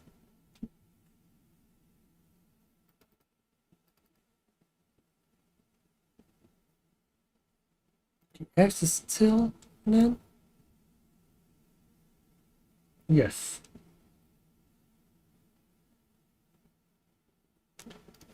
So problem starts here. So I was saying that if the current value is less than 0.5, I take the max between, so the ratio is, if I take the value, which is from 0 to 1, percentage, so a percentage of the width of the actual runner. and the radius. So my goal was to make sure that going to the left, the thumb doesn't go further than its radius, right? So it doesn't kind of go halfway out. And then the math min is supposed to be between that ratio, and the idea of doing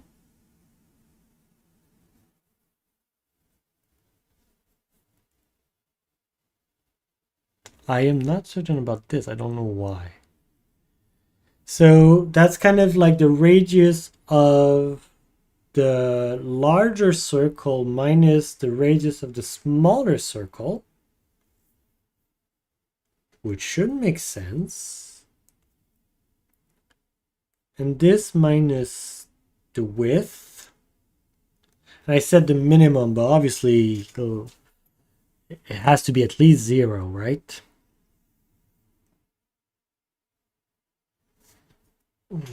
So obviously x can go in the minus, or no, it says nan. Okay, that's interesting.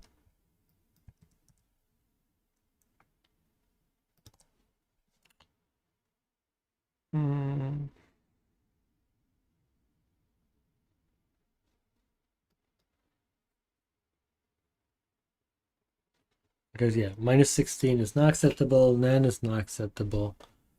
What's up with this?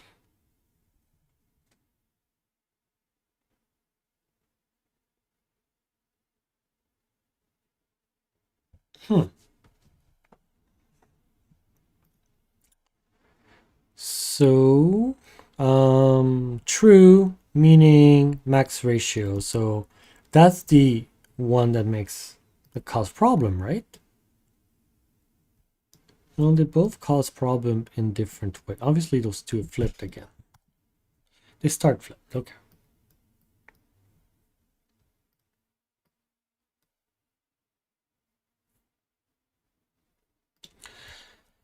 I wish I didn't have to make you sit me trying to solve math problems. So if it's on the left side,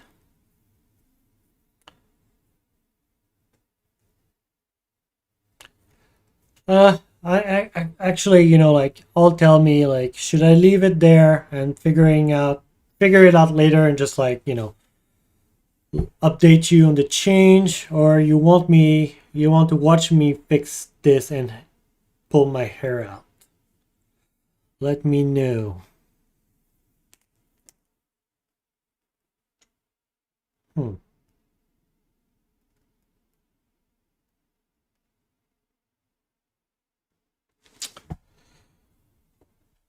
This logic worked when I had only one. This slider still works perfectly fine. But now it breaks down when I try to get what is this value again.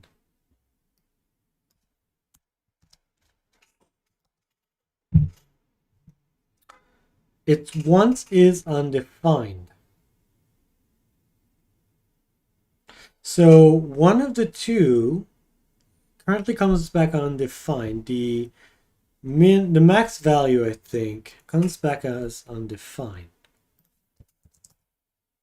That's why it goes berserk all the way to the left.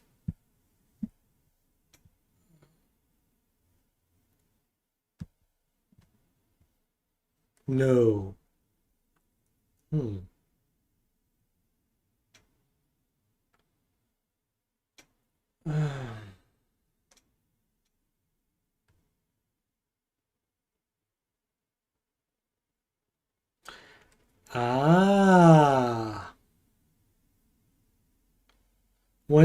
When we first render,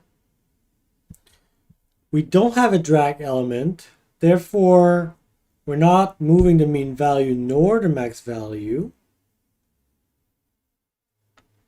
this shouldn't be relevant. Philip says it's not even easy to keep it entertaining and let your brain function. So maybe take some time alone and let us know when you figure it out. Yeah, that's what I'm thinking. But the obvious thing to me is probably I shouldn't be referring to whatever is being dragged right now because it shouldn't be relevant. The function needs to stay deterministic with whatever min value and max value is. And I should be just moving both notch where they have to be and not try to figure out. So, okay, yeah, I think that's the problem here. I tried to be smart and not change this part of the function, which now I'm changing anyway, by finding the one that was dragged and just move the one that's being dragged right now. But that is absurd. I need to keep the function deterministic, meaning that whatever this min value, this max value, or this value, whichever is where I need to put the thumb. It's fine if I decide that, the value doesn't change, so therefore I'm not going to move it, therefore I'm going to avoid some rendering. Well, I absolutely do need to follow whatever min value and max value was. They are set, here, and that's the one truth, the one source of truth. And that's where I'm falling. I made a big mistake. Big mistake. I should have never tried this rewiring thing. Not a good idea at all. Not a good idea. I need to know if I'm in range. That's true, but that's it. What I'm thinking is that I need to comment this out. And I need to decide if I'm in range.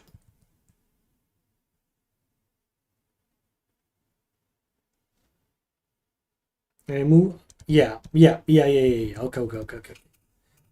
I need the power of one function. I don't know what I was thinking here, but I need a function that's going to kind of deal with all of this, no matter what's the thumb, given some kind of arguments.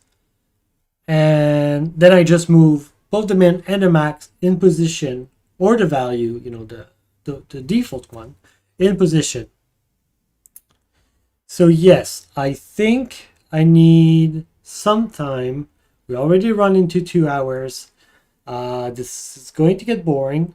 Less of you are here. So I'm going to fix this properly. And then I will post the correct version, and I will explain the changes. So I guess I'll just finish with eating some cake, because I did promise a lot of you eating cake, and we'll call it a day. This is going, otherwise it'll be way over time. And yeah. So to my birthday, to all of you for coming and hanging out with me for 2 hours. It was very fun for me. First experience.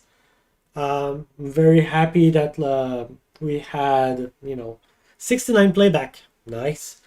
And that I was able to convince a lot of you to come and celebrate my birthday with me. So to this, thank you, all of you. It's not great. Its chocolate tastes like wax. It's not great. But hey. That was fun. I more than once in my head kind of just thinking, I'm not going to be able to do this, and people are watching me. And Christ, and it's very stressful. And I'm like, I'm going to end the stream now, just like end it and never do a stream again, more than once. But I'm happy we stuck. I'm happy that still 4 of you are watching and following this, even though we didn't like figure it out. We're very, very close though, so I'm very happy with this. So thank you all. It was a great birthday, great first stream. And now I don't want to show you my mouth. But yeah, thank you all, and I will keep you updated. Okay. Okay. Bye now.